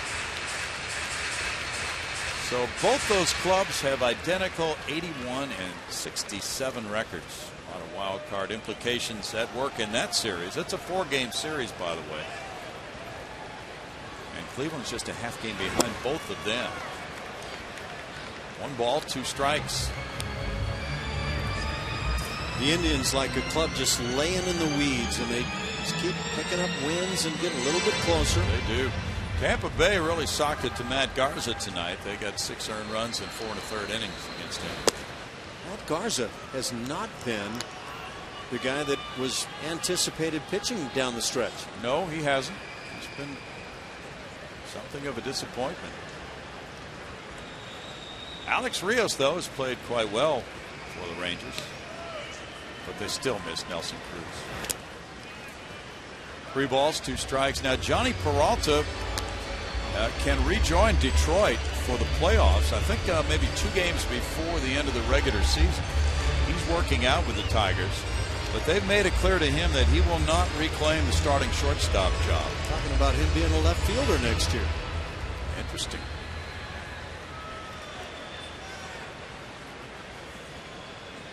White Sox 9, Twins nothing after 5. In Chicago, Adam Dunn and Diane Viciedo with homers. Well, Simon has that downward plane going, and he gets strikeout number 2. Big guy, and he just gets that serious tilt right here, Ash. And he gets that run back, that same pitch that he got Corcoran on, a little bit lower in this case. But you're right. You combine that running and sinking action right there, and you're going to give a lot of hitters fits. Listed at 6'6". Brandon Barnes is the batter. He's 0 for 2. So the Cardinals have a road to first place tonight. They need to win at Colorado. They're tied 1-1 in the 6th. Strike to Barnes. You know, a lot of people have believed, and probably still do, that you want to be a long strider off the rubber toward the plate. Well, the longer you stride, the lower you're going to create that release point. And so, you know, some of the guys that have been really successful at creating extreme downward angle have been short striders. Don Sutton and some others can come to mind from years gone by, but it's rare those guys who really stand up and pitch have a great deal of success.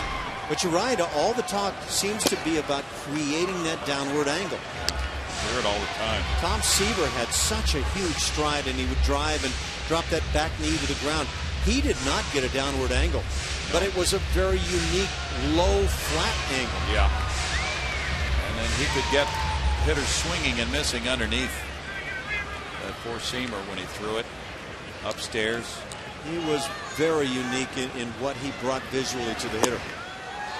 Barnes strikes out. Simon strikes out the side. We go to the 8th inning with the score 6-1 Reds.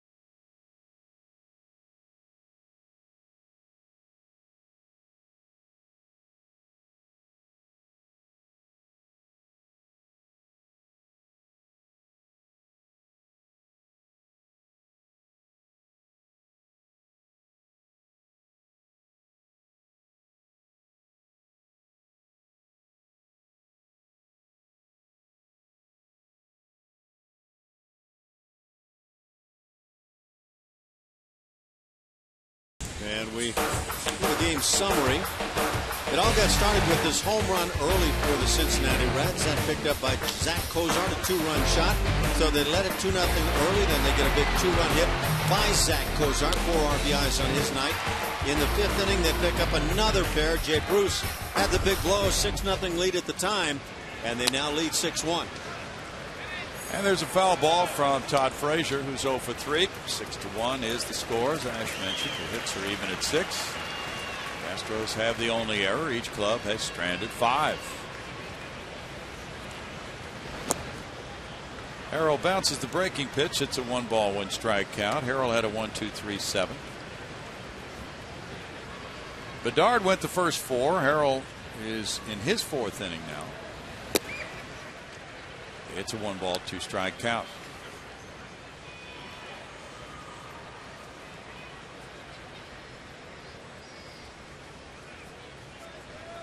Great to see all of our old buddies with the Reds.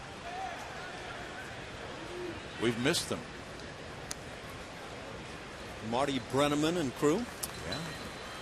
Marty, a Hall of Fame broadcaster. And Milo Hamilton's here. The Astros, of course, he and Gene Elston, Hall of Fame broadcasters. And Harry Callis passed through here as well. Little roller, and Harrell will take it. Now flip to Carter. 1 out. He broke a bat in the process. That was totally home remodeling right there by Lucas Harrell. He got deep in there. Did you ever get one of those stretch Suba bats? Oh, of course. Make it into a lamp. Those were mandatory back in the day. Stretch would take a broken bat and use the barrel part of it to make a lamp with a batting helmet. Astros batting helmet on the top of the lamp. Lemons and lemonade was the whole thing going on for Stretch. Was it? The lemon broken bat and turn it into just this gorgeous work of art. Yeah. Cozart has a big 4 RBI game with a homer and a 2-run single. Takes that pitch for a ball. 2-1.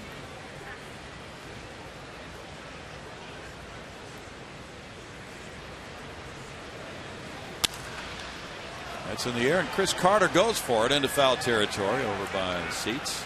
Out of play. What do you think Dallas Keuchel will do with that trophy? You know, he's going to put it probably in his trophy room, right? And somebody's going to come in and say, "Oh, what baseball championship does this represent, Dallas?" He'll kind of slur Dancing with the Stros, so it sounds like Dancing with the Stars. And oh, really? I missed that year, that season. Yeah. But Dallas, were you pitcher of the year, or what is that all about?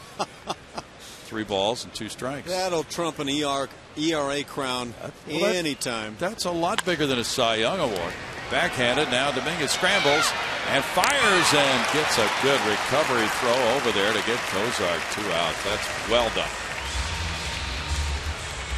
Yeah, I'm not sure Cy Young comes quite so lavishly adorned. Yeah, this, and this is an example of a throw, airing it out after kind of kicking the ground ball. Yeah. Matt Dominguez is so accurate, other than one night this year when he had a couple of throws get away from him, but he's got that act honed down very nicely. That's a great example of that play we talked about earlier with Jonathan VR, of how to make that throw. Hannigan takes ball 1. So if Jonathan VR can do that, no problem. He can throw out Heisey for the final out in the 6th inning. And that starts extending VR into the hole a little further to his right.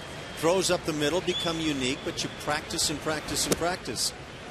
Now, I had the pleasure of watching Omar Vizquel for a year.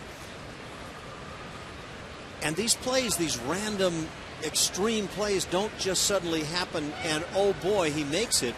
He practices those plays. Out to right field for LJ Hose. It's a 1-2-3 8th inning. That's 7 straight set down by Harrell, and it's 6-1 Reds.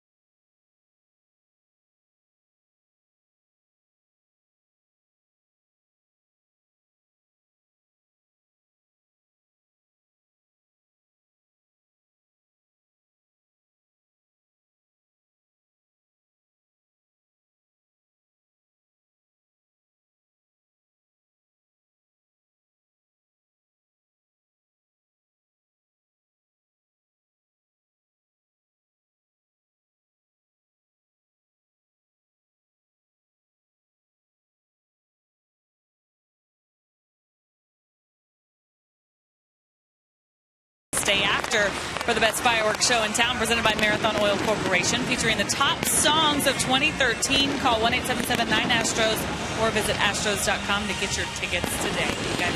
Hey, Julia, we did not get to talk with you this weekend because you had a few days off about that Japanese home run record set by Valentin.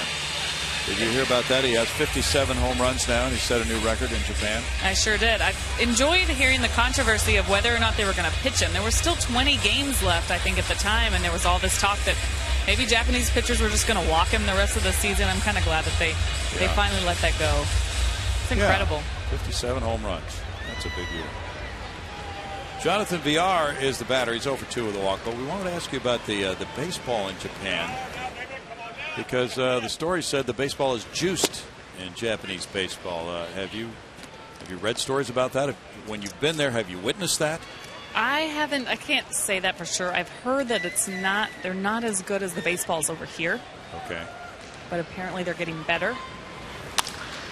4 hitters. Simon goes over to first. That's number 1. But I can do some investigating. All right, why don't you do that and let us know?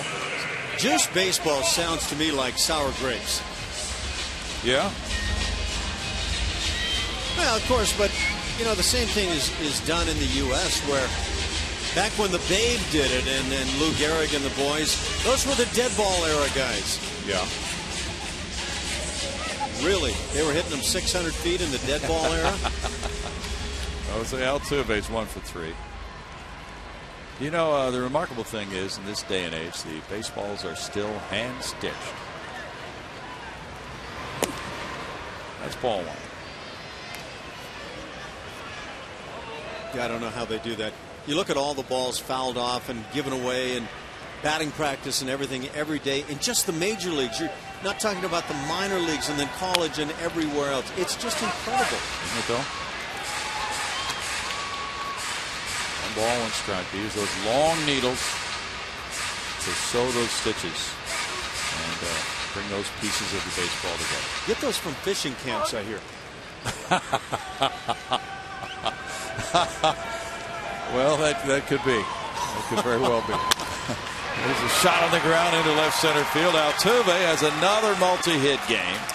He is 2 for 4, and he's hitting almost 500 in the month of September. Leads the majors in hits and batting average in September. Stings it. He puts it on the barrel again. You keep doing that, you'll make a couple of outs. You'll find far more holes, and that's what Jose Altuve is doing. Boy, does he look like a confident hitter. And well, he should be with all the base hits flying all over the place here in September. And again, this is all happening coming on the heels of a month of August that saw him hit 200. 29 hits in September, and this is the 15th game. Trevor Crowe. There's Cozart in the hole and getting it to second. Brandon Phillips no throw on to first. 2 outs. But Julia will know by tomorrow night. She will have the answer from Jose Altuve as to exactly what has gone into this turnaround from August to September. I'm anxious to hear the answer. I've heard guys on occasions just start making stuff up on the spot, and other guys have some real reasons. Sometimes the reality is it just started happening. I have no idea. Well, she'll come up with something better than that. I should hope so. Red Wallace is 1 for 3 tonight. I know what'll be. The baseballs are juiced in September. Manny Parra and Logan Andrusek warming up in the bullpen. Julia did play the part of Brooke Burke last night, so she's got to come up with something big. Yeah. Did you get to dance yourself, Julia? No, I did not get to dance. Oh, unfortunately. Well, that's a disappointment. High drive to center field. Chu turned the wrong way. He still gets back and on the run to the warning. Whoa! He made that very adventurous. And it's out number 3. We move to the 9th inning with the Reds up 6-1.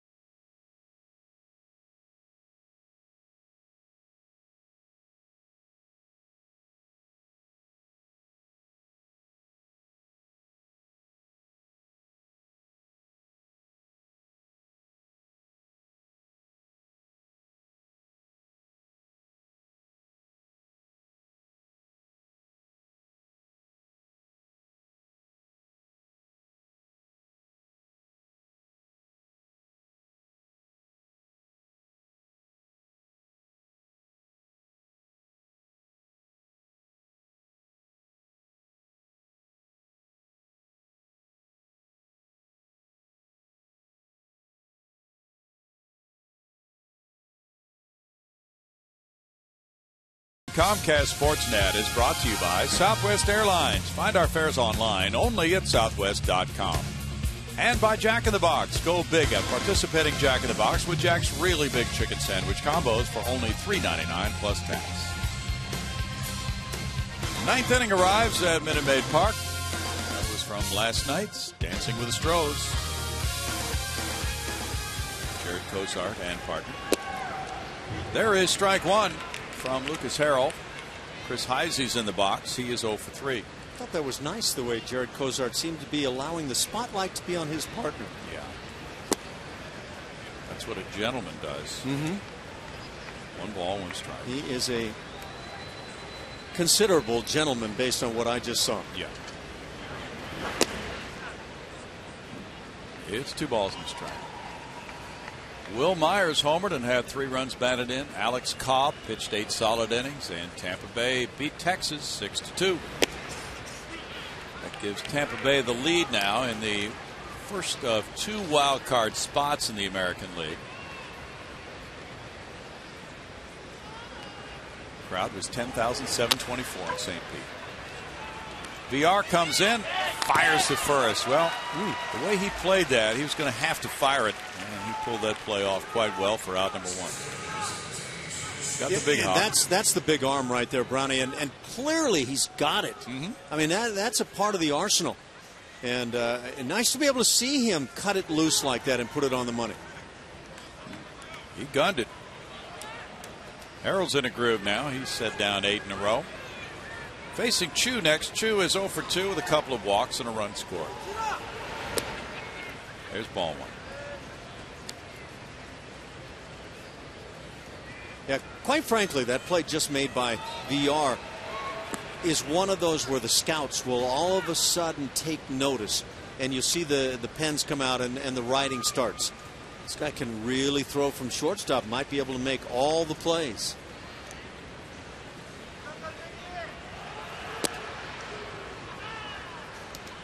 Three balls, no strikes.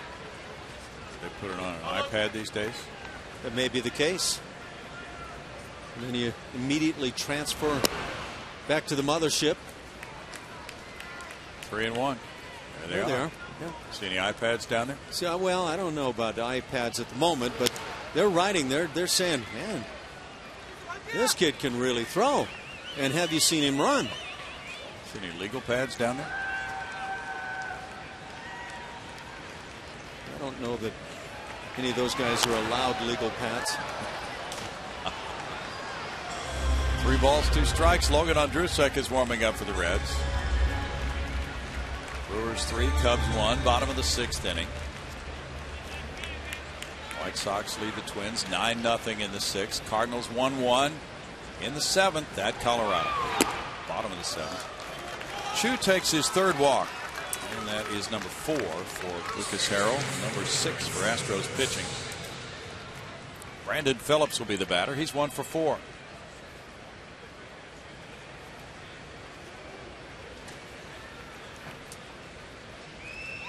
Royals 5, Indians 1, bottom of the 6th in Kansas City.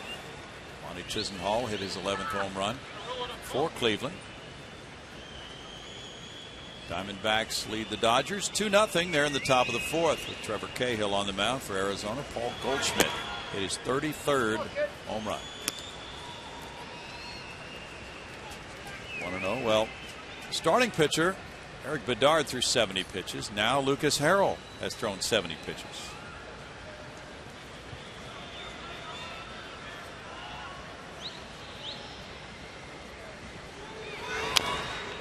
Phillips chops it foul. 1 ball, 1 strike. Braves and Nationals game postponed in Washington, D.C. And they will play a doubleheader tomorrow. It'll be a split day-night doubleheader because of the shootings today in the Washington, D.C. area.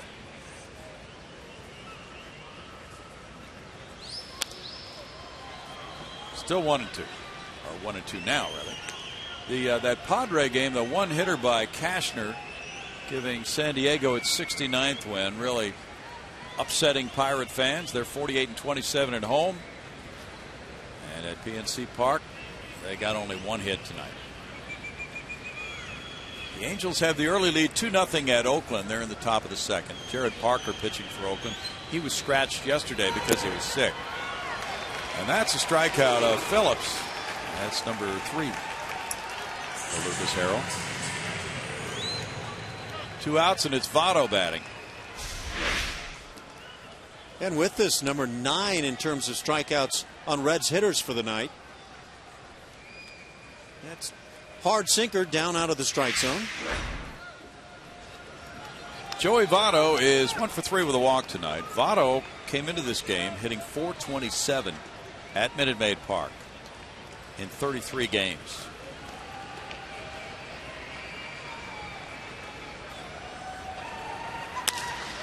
And he bangs one into left field. Votto's second hit of the game. That gets Chu over to second base and Jay Bruce to the plate. And the second time for Votto hitting one through the left side. Just a pure hitter. He really is.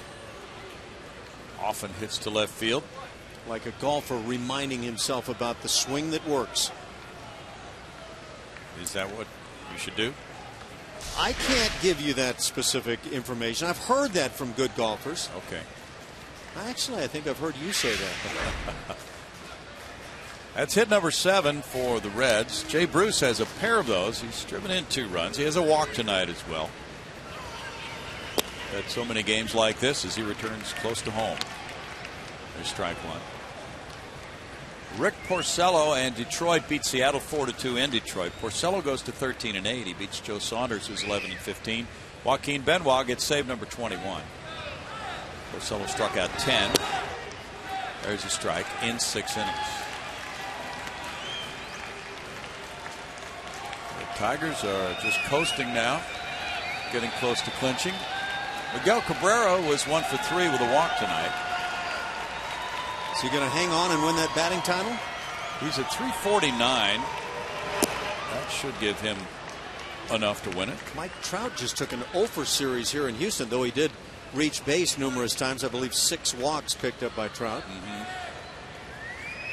See, Trout was hitting 332 before going 0 for 3 yesterday.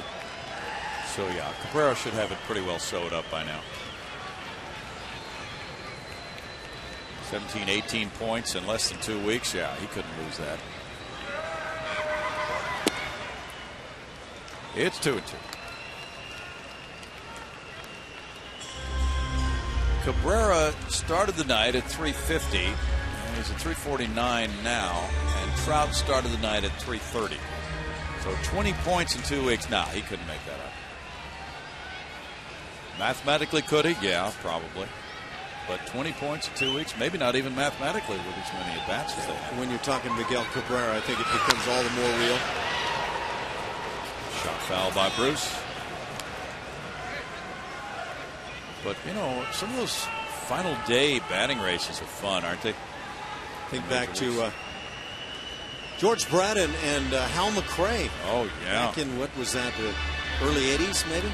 Yeah, mid-80s? Kansas City. 2 teammates going for that would be tough. Very unusual. Yep.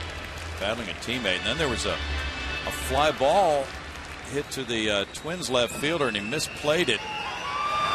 And that was controversial on McRae. I think it was ruled an error, so McRae lost a hit on that, if memory serves, and it was a lot of controversy. Some people even accused the Twins left fielder of doing that on purpose because he wanted Brett to win. It'd be tough to make that accusation stand up. Broken bat roller. The bat flies into the seats, and Harrell tosses it over to Carter. And hopefully it appears nobody injured there as the bat went well into the seats. It's 6-1 Reds in the ninth.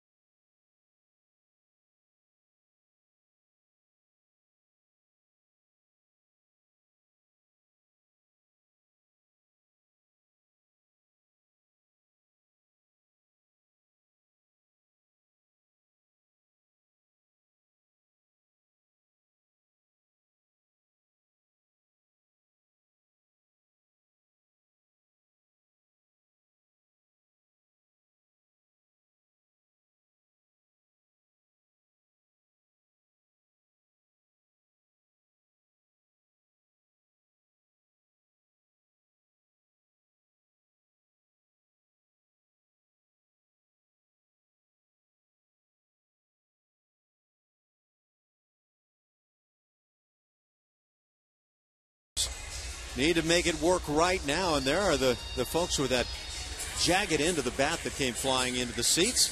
Stay tuned for Astros Postgame Live presented by MD Anderson. I'm glad to see smiles up there in the seats when that sort of thing takes place. They'll be playing jarts with that tomorrow. Ooh. Logan Andrusek, who is from Hallettsville, Texas, and lives in Shiner, is 3-1 with a 4.21 ERA. He's allowed to hit an inning. Doesn't walk a whole lot. Pretty good figures. It's what you want from the guys in the bullpen trying to lock things down. He is 6'8". Reds drafted him in 05 in the 13th round. He went to McLennan Community College. Last year he pitched 63 times with good numbers for the Reds. You were correcting me, Ash, before we go too much further into this bottom of the ninth inning on that George Brett and Hal McRae battle for a batting crown. I had it wrong. It was a ball that dropped in front of the Twins left fielder and was a hit for George Brett, right? I would never correct you, Brownie. No, please do. That was my recollection on the play. But I think you're right. I mean, it was one of those last days of the season and late in the ball game where it had to go to that point to determine who was the batting champ. Yeah. Matt Dominguez is 0 for 3. That's an RBI. There's strike one.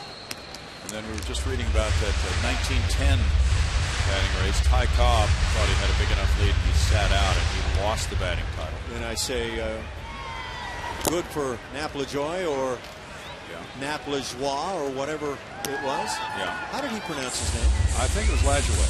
Lajoie, okay. But that's French, and we don't often speak French, do we? I've been disinclined in recent years. Little roller out the shortstop. Cozart with a throw. That's out number one.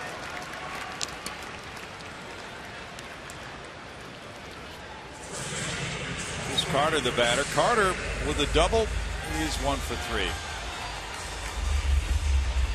The Reds are in that situation of just hoping the Cardinals lose, and the Pirates have already lost. So they were 3.5 games behind both those clubs as they took the field tonight. With the Pirates losing to San Diego, they will now be doing some scoreboard watching when they get in. See how that Cardinal game comes out in Colorado. And currently it's 2-1 Rockies in the bottom of the 7th inning. Roller out to second. Phillips down on a knee. That's out number 2. So the way it appears, they'll become big Rockies fans, of course, after this game. Colorado leading 2-1 in the bottom of the 7th inning. It could be a big night for the Reds. They could be gaining 1 game on both those 2 teams in front of them, Pittsburgh and St. Louis. They could be 2.5 behind both. Washington was postponed. Washington is the closest pursuer to the Reds for the second wild card spot. 4.5 back. That would be a tough order for the Nats to overtake the Reds. And they'll have a doubleheader now tomorrow. Yeah, the Nats only have themselves to blame the way that the season has gone. They've played very well of late. Fair ball. There's Votto tossing. 2 on Drusek. And that's the final out of this 6-1 win for Dusty Baker's club. The Reds with win number 85 of the season. Johnny Cueto gets his 5th win of the year. Eric Bedard, the loser, goes to 4-11. And the Reds capture game 1 of this 3-game series. Final score 6-1 Cincinnati.